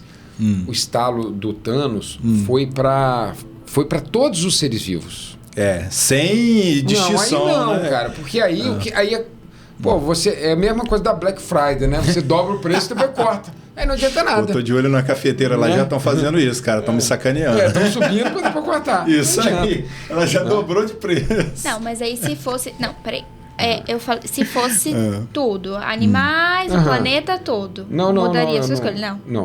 Eu não porque iria, aquilo ali afeta o planeta todo, né? Na verdade, né? Aquela praga ali tá mais focada ali por causa da história ali junto. A praga, porque não conta muito. O que me parece ali daquela praga, uma coisa de biólogo aqui, que você percebeu que ele consumia o nitrogênio? O Dr. Brand fala. Ele fala, né? Pô, a gente respira o oxigênio, né? Certo. E o que tem mais na atmosfera? Né? Assim, em excesso. Então, quer dizer, ele se prolifera mais. Só que ele fala o seguinte, o oxigênio está diminuindo. Aí que fica a questão, né? Mas aí eu fiquei pensando, qual que é o ciclo biogeoquímico que pode afetar? Né? Isso já aconteceu alguma vez, ao contrário, né? Há bilhões de anos atrás, quando a gente não tinha oxigênio aqui na Terra, uma mutação ocorreu em um ser vivo que ele começou a produzir oxigênio. Né? E tipo assim, esse oxigênio quase esterilizou o planeta, matou tudo. Só sobreviveu algumas coisas que nós somos descendentes delas. Tá? E na história ali do filme, alguma coisa está fazendo o contrário, está acabando com o oxigênio. O nitrogênio, ele citou ali porque, tipo assim, tem muito, então ele está crescendo demais. Então, penso que, assim, se eu fosse colocar, seria algum tipo de praga que afeta o metabolismo fotossintético. Porque a fotossíntese que produz, através ali da fotossíntese que se produz oxigênio. Qualquer praga de planta... Qualquer planta tem um cloroplasto. Então, penso que seria alguma praga que afeta o cloroplasto. Aí que está o negócio. Aí que você me fez a pergunta. Será que vai acabar com todos os seres vivos? Ou só os fotossintetizantes? Eu não sei. Mas o seu cenário... Mas não tem alguns que dependem, a maioria? Assim, não, todos. Todos dependem, porque mesmo... os carnívoros dependem, né? Porque acaba dependendo, né? Porque as plantas ou os seres clorofilados são aqueles que conseguem transformar a energia do sol, porque você lembra disso, a energia ela não pode ser destruída nem criada, né? Ela tem que ser transformada. Então ela converte a energia luminosa em energia química, que é a glicose, é o amido que um bicho come e eu como bicho. Tá? Então é isso aí. Viu, Bruno, palestrinha, a gente de novo. Mas fala aí você agora de novo. Você deu 2 cenários, né? Sim. Então, no cenário de pai, eu não me vejo fazendo isso. Eu prefiro ficar e aproveitar o tempo com meu filho, porque um dos maiores questionamentos do filme é isso, porque eu vejo o vilão do filme sendo o tempo, e aí tem essa coisa de você tentar, você não pode controlar o tempo, né? A doutora Brand fala, né? O tempo é relativo. Você não pode, você consegue esticar ele, você consegue contrair, mas você não consegue voltar, né? Então, tanto é que quando o Cooper volta, né, para a nave, que ele viu que passou 23 anos, ele fala, fiz merda. Não é? Então ele fala, caraca, o que eu fiz? E aí tem aquela parada lá dele vendo as mensagens e tal. Então assim, ele viu que ali ele perdeu um tempo precioso. Então eu respondendo como pai, eu não faria, eu ficaria. E uma coisa... Agora, como uma pessoa, né, um cara ali solteiro, digamos que, né, talvez, né, não tivesse ninguém na vida, por que não, né? Vamos explorar, vamos salvar você iria voltar, a humanidade. Se você voltar e conhecer outra pessoa ali depois, velho. Então, ele já faz isso aqui pensando, cara, qualquer atitude dele, né, até determinado ponto, ele faz pensando o quê? Na volta. Porque ele tá tentando, ele foca no plano A. O negócio dele é o plano A. O plano B ali, ó, se tiver que ser feito, ele não vai participar. O tempo todo ele quer voltar. Tanto que quando falou que o plano A era uma mentira, ele ficou pistola. Claro, você não ficaria. Falou, pô, vocês estão me fazendo de trouxa, né? Então... Não, e assim, ali no filme, esse negócio de filho, eles mostram que ele tem um filho preferido, né? Eu acho que eu acho que ele gosta mais da... Com certeza, cara. Vou falar aqui. Meus filhos, papai ama vocês igualmente, tá? Bruno e Alice, igualzinho, tá? Eu juro. Tá? Mas ele acabou de falar que um tem filho preferido, é não, isso? O Cooper. Eu não. Meus filhos são todos iguais. Rafael, a gente só tem um, né? Então acho que, pelo menos por enquanto, estamos suaves. Não, mas eu tô tentando convencer o Rafael a dar uma irmãzinha pro Chanchico. Ele vai descobrir isso. Você sabe que ele... já tá cobrando. Ele tá cobrando minha irmã? Os coleguinhas dele, não me pergunte de onde ele tirou isso. Que o meu papai e minha mamãe vai me dar uma irmãzinha. É isso está começando a nos assustar. De onde esse menino tirou? Sinais purinhos. Sim. Quando começa a insistir demais assim, ó. Falei, Cristiane, a nossa salvação é virar monges budistas, isolamento total pra isso acontecer. Daqui a pouquinho, se ele aparecer lá no campus com um colarzinho, um saquinho dentro do colar, você já... Eunuco. Respondemos então a pergunta? Então, no quadro anterior, eu falei um pouco, você comentou sobre como certos aspectos em laboratório, no meio acadêmico, as pessoas elas tratam os equipamentos, né, de laboratório com um jeitinho especial, porque aquilo tem um apreço, tem um apego. Nós temos uma parte significativa do filme, que é quando a personagem da Anne Hathaway, que eu esqueci o nome. Dra. Brand. Dra. Brand. Ela fala muito sobre... O nome dela eu esqueci, eles falam, esqueci o nome. É Dra. Brand. Não, é o sobrenome. Sim, perfeito. Amélia. E ela fala de ir pro tal planeta. Do Edmond. Que é o... Que é o crush dela. Não. É o crush. Não, é o Man. É o Man. Ela e ela não fala do Man. E aí que aí gera a questão do, mas aí é porque, né, você tem um laço com o cara e aquela coisa toda. E aí que eles têm um momento, eu não sei se é o mesmo momento, mas tem um debate entre o Cooper e entre elas sobre amor e sobre ele ser uma visão cética e uma visão muito, que dá um valor muito grande ao amor, que é a fala dela, né, do amor atravessar dimensões do espaço.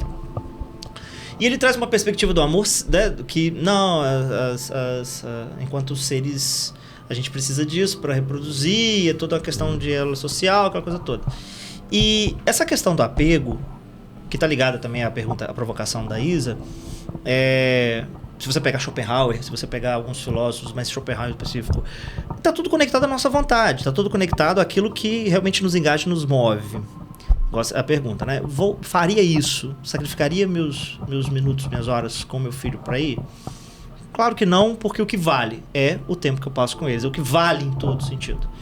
Então, nós somos guiados assim, nós não somos guiados por meras ideias racionais, um intelectualismo, assim.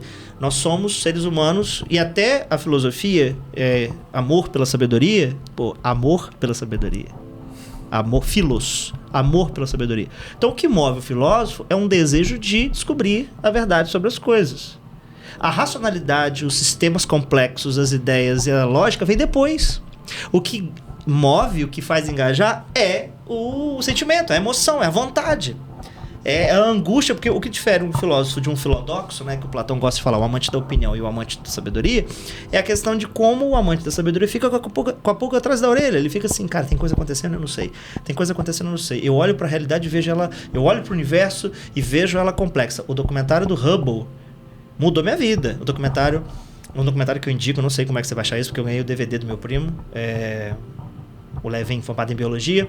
Ele falou assim, amante do universo, do cosmos, conheci Carl Sagan através dele, conheci contato através dele, foi ele que me traumatizou nesse aspecto. E o Hubble, o documentário dele que mostra, né, tem muita coisa acontecendo e eu não sei.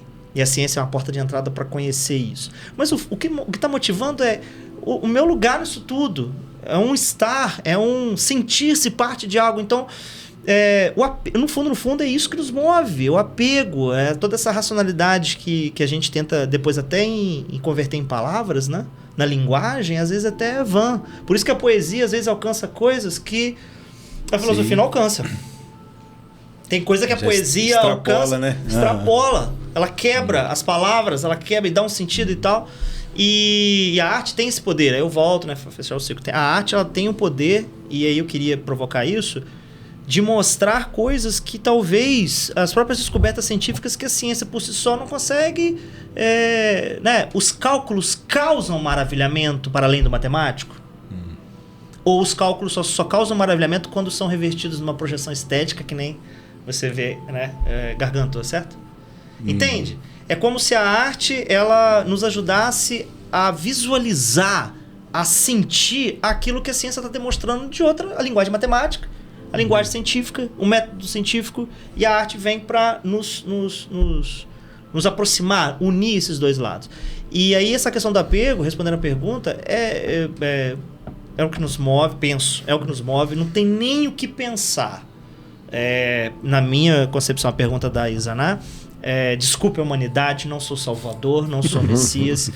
A humanidade, concordo com o Bruno, já teve a sua chance. É uma coisa meio cruel de falar, mas, cara, o que vai contar, né? Ainda mais quem tem filho, né? A gente podia fazer um podcast, né? Criar um podcast só de pais angustiados com a paternidade. O que vai contar é o tempo que você vai conseguir viver. Nós sabemos que a ordem, né, natural das coisas é nós irmos primeiro, né? Se não acontecer nenhum tipo de acidente, tomara que não. Né? Então você se pergunta, cara, eu quero estar vivo, eu quero me cuidar, eu quero ser um ser humano melhor, eu quero ser alguém para o meu filho, para a minha filha. Então é isso que às vezes vai nos mover, e aí toda essa questão racional vem depois. Então o filme coloca o cara numa situação que o cara né? Ele não pensou duas vezes, cara. Desculpa. Eu não sei se isso... Ele não é que... Sabe? Ele chora, acho que ele foi mais pela razão do que pela emoção, é um aventureiro, né? E aí no trailer, eu lembro, nunca esqueço disso. A humanidade esqueceu de aventurar, que nós somos desbravadores. Eles falam, nós esquecemos disso. Então a nossa coisa está no espaço, não está aqui, nosso futuro. E aí ele não pensa duas vezes. E aí que tá. Ele vai também fazer essa jornada por uma realização própria. Isso.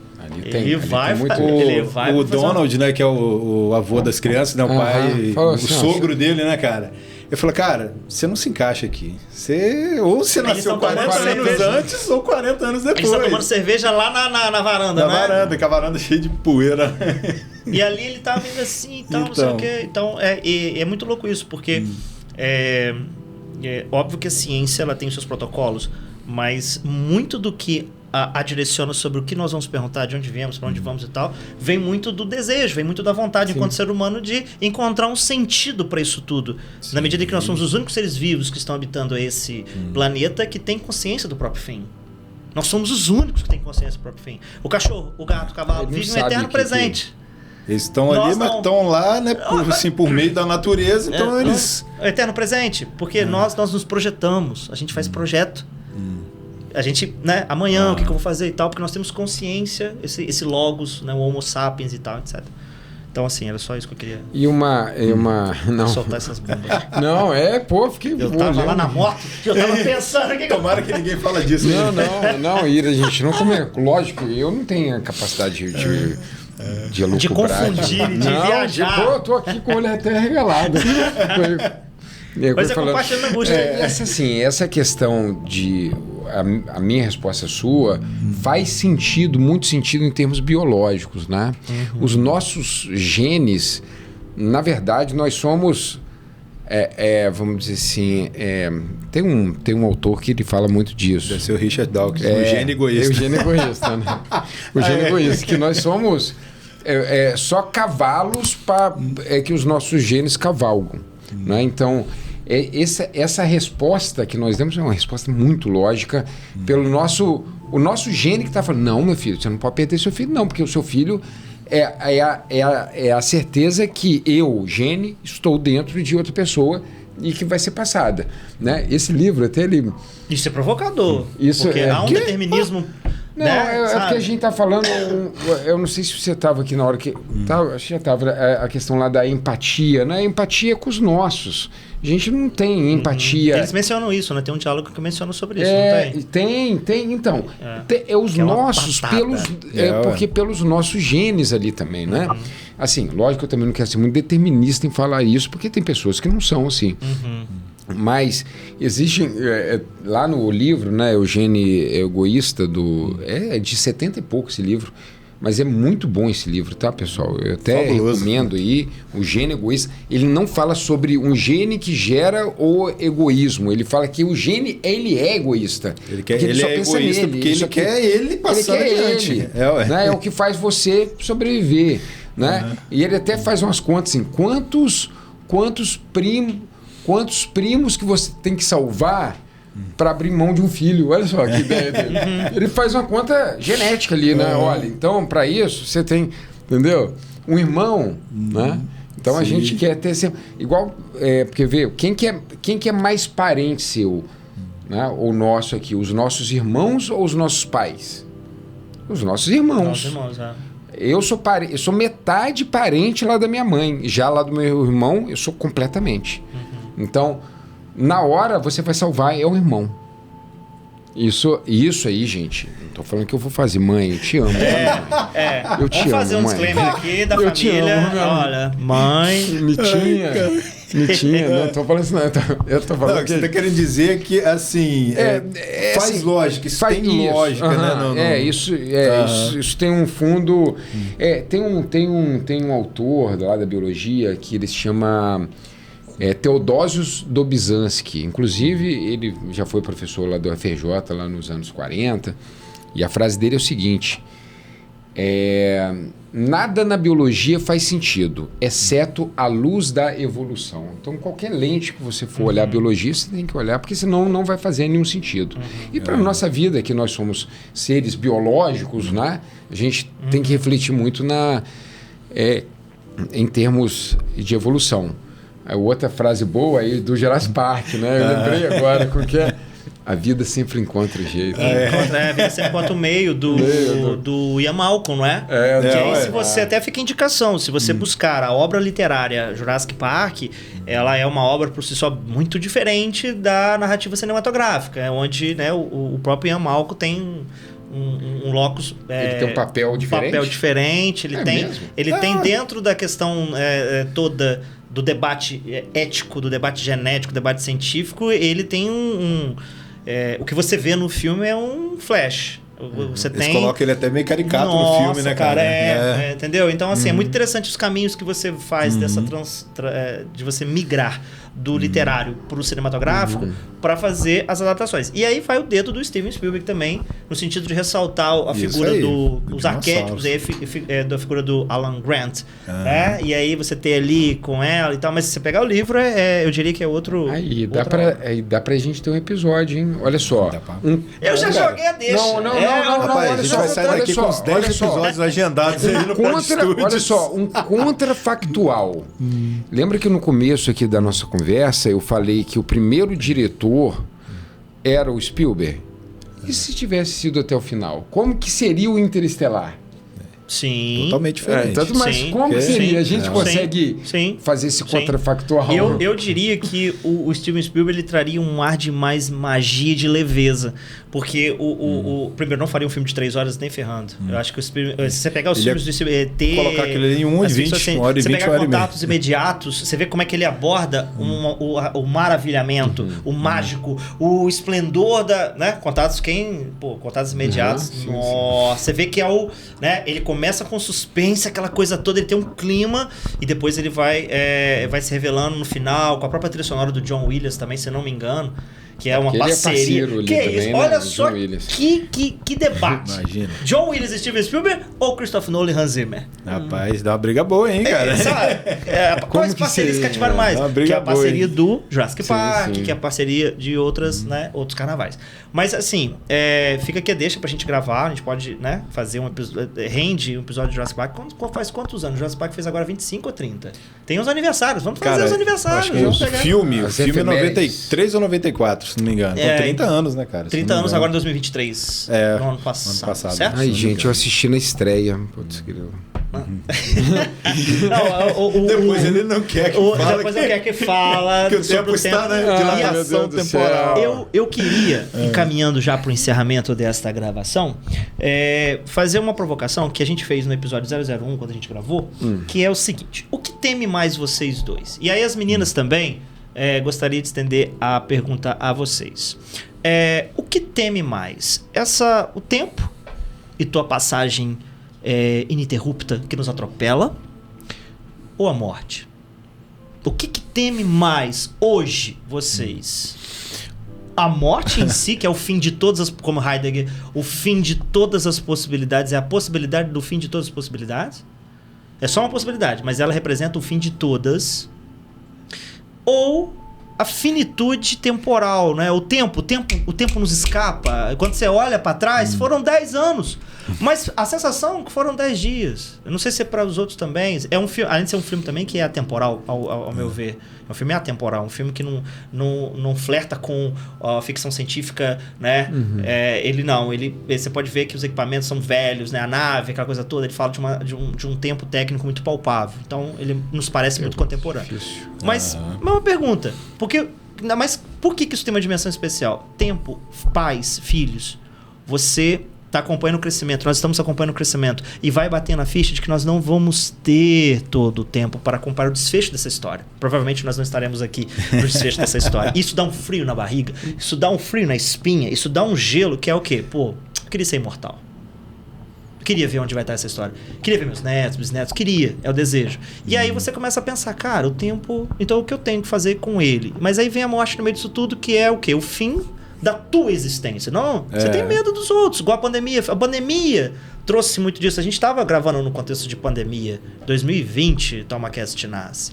Então, medo, tempo, morte, isso eram coisas rotineiras e cotidianas, discutir sobre isso, né? Mas eu queria que vocês dois falassem um pouco o que vocês pensam. Cara, fui convidado para gravar um podcast sobre um filme. Tô saindo daqui com a crise existencial. Mandar a conta lá pro Tardim depois. Eu tenho um psicólogo excelente para indicar. Rapaz, Bruno, você tá aí, Bruno também. Então, vamos lá. Eu tô com o Dr. Brent, né? Que pra mim, ele fala lá, poxa, eu sou um físico, né? Eu sou um físico velho. Né? Eu sou um físico velho, cara. Eu tenho medo do tempo. Entendeu? Eu não tenho medo de morrer, tenho medo do tempo. Então eu tô com ele, cara. Eu acho que o medo do... É aí que tá Hoje o tempo me causa mais pânico. A parada toda do filme é justamente essa. É você perceber que você não pode fazer nada em relação ao tempo, né? Sim. Então, eu tenho mais medo justamente por conta disso, né? Enquanto a gente tá aqui conversando... Já foi, né? Já foi. Né? Minha esposa tá lá em casa, meu filho, né? Ela deve ter... Minha esposa está com buscar ele agora, no colégio. Então, assim, é um tempo que esse tempo eu já não vou ter com eles mais. Estão fazendo coisas que você não vai fazer. Já foi. Nós não somos onipresentes, então, paralelamente, centenas de coisas estão acontecendo, né? Diversas, né? Doideira isso, doideira, isso é loucura. Tô com o Dr. Brand. Vamos lá. É só bem reflexivo isso aí, porque o que acontece? Eu também eu fiquei pensando aqui com a questão do tempo, que é o que mais me preocupa em não ter. Né? A nossa vida está cada dia mais massacrante, né? Assim, até as próprias tecnologias que no passado eles prometeram que iria facilitar a nossa vida, que ia dar mais tempo para o nosso lazer, né? Isso foi uma grande falácia, né? Hoje a gente está trabalhando mais do que... antes da gente gravar, estava aqui o Tardinho podendo falando, sofrer acidente aí quase, né? Por causa de correria. Então é o seguinte, e assim, no meu caso, assim, porque eu acho que cada pessoa, e eu acho que essa pergunta não tem uma resposta certa. Não, com certeza. Não porque tem, né? pessoas, a gente escolhe um lado assim, ali, na verdade. Eu tenho hoje eu tenho... Porque como a gente vem falando de filhos, eu tô pensando neles, tá? Sim. Essa resposta é baseada neles. Com certeza, a minha é puramente... Hoje se eu morresse, eu teria uma rede de proteção lá para os meus filhos excelente. Agora o tempo meu com ele, a única pessoa que pode dar isso sou eu. Não tem mais ninguém que pode fazer isso. Criar laços e memórias afetivas. Eu trabalhei os últimos 4 anos na reitoria, né? E eu voltei para casa, né? Assim, eu via lá no final lá de semana. Era em outra cidade. Eu morava lá em Campos e ficava no final de semana. Eu cheguei lá, em casa eu nem sabia que meus filhos estavam lá daquele tamanho. Isso deu uma... Falei, poxa, eu perdi algumas coisas aqui. Bom que eu cheguei em um momento, a minha filha é adolescente, o meu menino tem 11 anos agora, né? Aproveitando agora o tempo que eu fiquei aí. Cara, então é isso que por que dessa pergunta, né? Porque, e até eu lembro que a poetisa também, me perdoe, eu vou esquecer o nome dela aqui, também respondeu a perspectiva dela como alguém, né, que usa poesia para poder se expressar. Eu vou passar para as meninas também, né? Mais tempo pra vocês pensarem, né? Porque vocês, em tese, né, tem uma perspectiva bem diferente da nossa ótica aqui, né? Todos depois dos 30, né, gente? Todos nós já podemos falar que a gente tá pelo menos acima dos 30, né? E pais. E as meninas novinhas e começando uma jornada toda pela frente. Mas o tempo, ele teria essa propriedade de nos mexer reflexivamente. Tempo e morte. São duas coisas que são absolutamente impactantes, né? E são coisas, em diversos aspectos, incontroláveis. Então, essa fragilidade humana diante dos dois. E aí, por que eu vou relacionar isso com ciência, eu vou relacionar com isso tudo? Porque, de alguma maneira, a humanidade projeta nesse processo de descobrir, de encontrar sentido, para sanar certos vazios, certas coisas que, às vezes, né, a religião e a espiritualidade ali não conseguem alcançar. Então, a psique humana e todos os aspectos da nossa existência é algo muito mais complexo. E aí, quando você tem um divisor de águas na sua existência, guardado as devidas proporções, né? Porque a gente ainda usufrui de tempo com os nossos filhos. Tem muita gente que não usufrui esse tempo e tá passando e não volta mais, e os laços só vão, né, ficando distantes. Então, tem pessoas com N problemas em relação a isso. Mas essa coisa do estar junto e construir e você projetar, cara, quando eu for, ele vai lembrar de mim como uma memória. Isso fala no filme. E eu quero... memórias... Gente... Como que é a frase? Cara, isso é muito louco. Nós porque vivemos é uma forma... para ser a memória dos nossos filhos. Né? Eles vão ter uma memória da gente. Basicamente isso. Você está falando de um legado, você está falando de um pós-morte, você está falando de uma certa eternidade pela memória. Né? E aí você começa a repensar o que você quer fazer agora. Você começa imediatamente a pensar, o que eu... Estou conduzindo isso no mínimo, né? Estou conduzindo da maneira que eu realmente considero.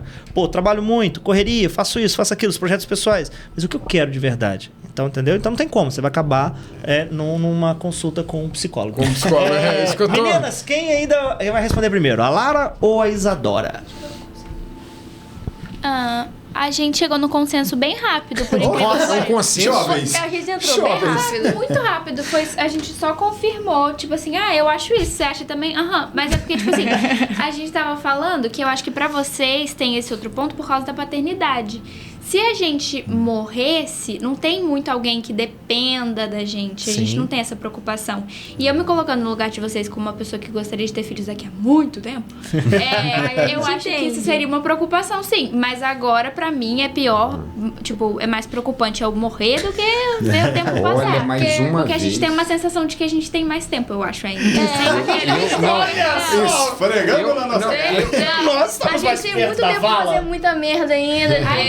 É verdade, foi verdadeiro agora. E eu enxergo, olha só, e eu já enxerguei essa resposta como é uma questão. Nós três, os nossos genes já estão para frente, então a gente quer preservar os nossos genes.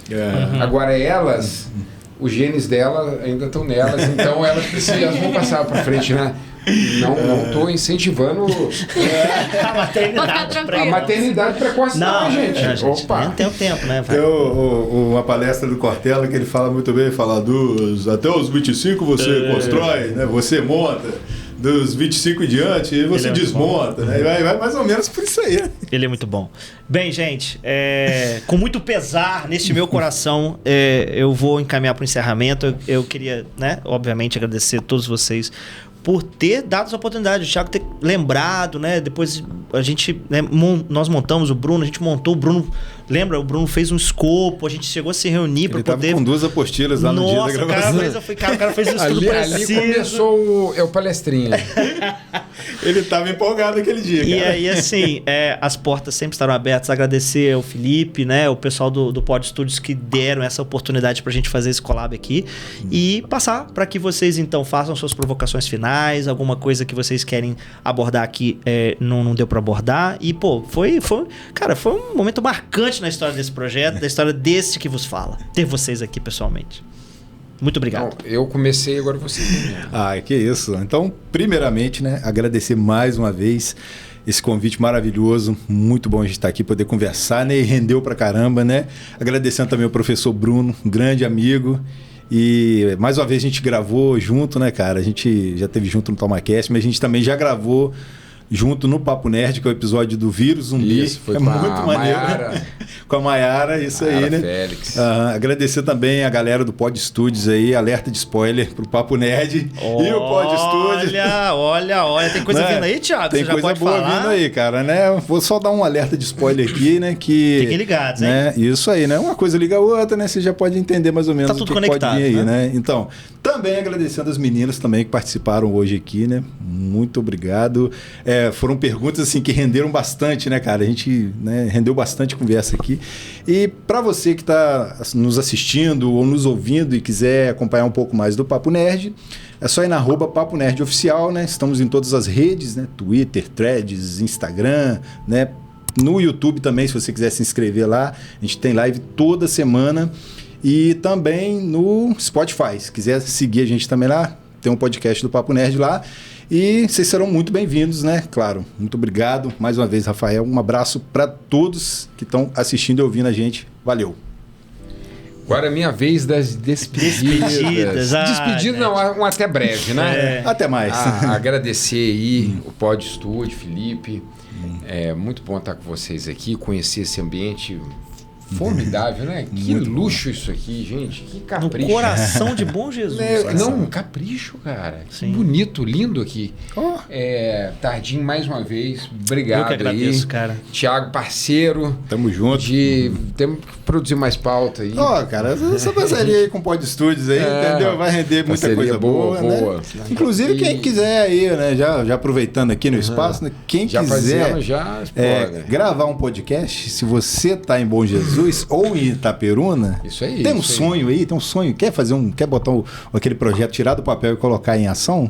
Pod Studios está aqui para você fazer o seu podcast, olha só, né? Test drive, pra você conhecer, fazer um tour aqui também. Eles vão gostar demais de... Isso, pra galera que tá assistindo no YouTube aí, ó, sente só tudo pronto, aí, né? Gente. Sentar, gravar e tem todo um trabalho de edição. Ser feliz, cara. Tá tudo montadinho.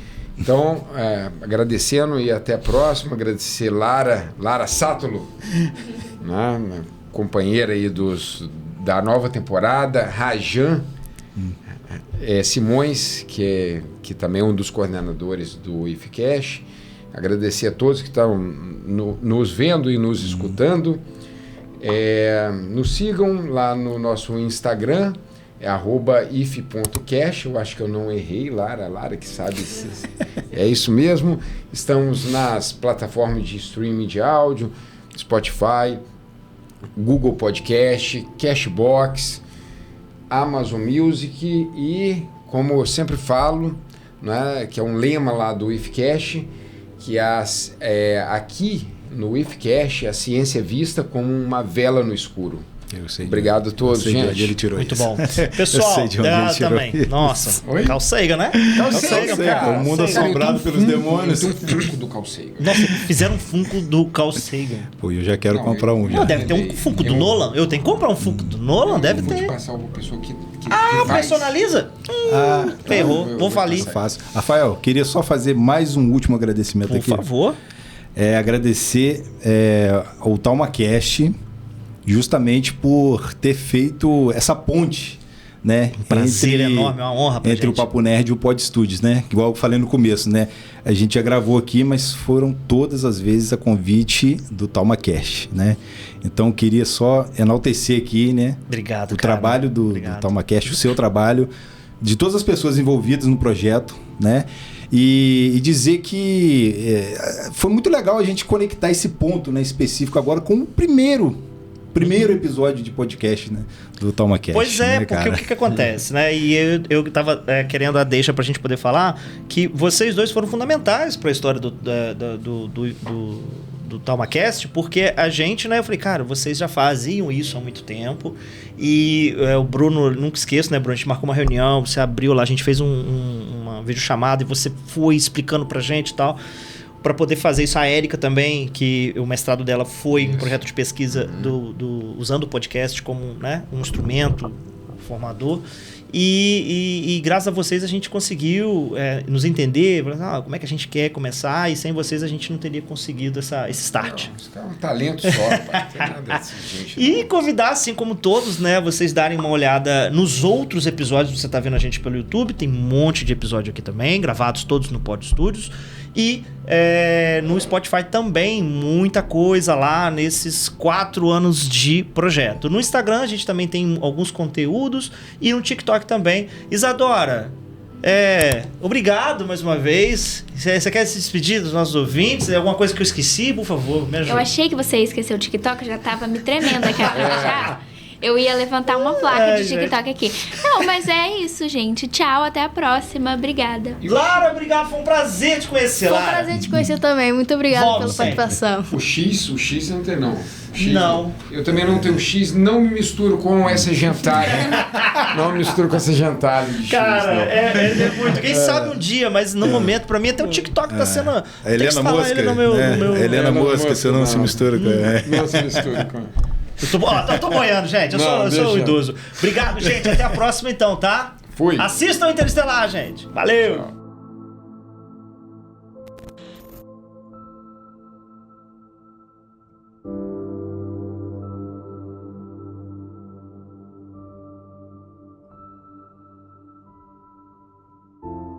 Então, eu tenho um pepino pra resolver, galera. Eu tô de barriga nisso.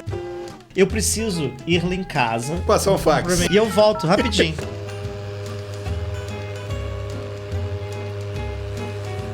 Aí agora, eu não sei, né, como que ele vai fazer o corte lá depois. Eu também. Né? Mas ela já se Isso apresentou. aqui tá gravando tudo, né? Eu acho que sim. O Will tá escutando aqui, né? Eu acho que sim. Ele vai só na furada. No futuro próximo ele vai estar ouvindo isso aí.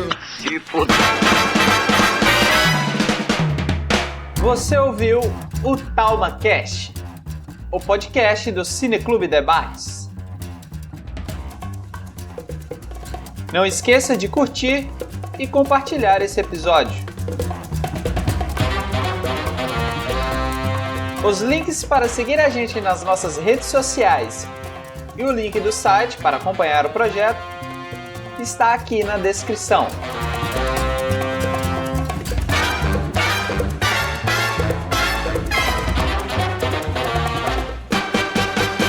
Quem assina essa edição é o William Gil, que no caso sou eu, ou Will. Para você que nos escutou até aqui, o nosso muitíssimo obrigado.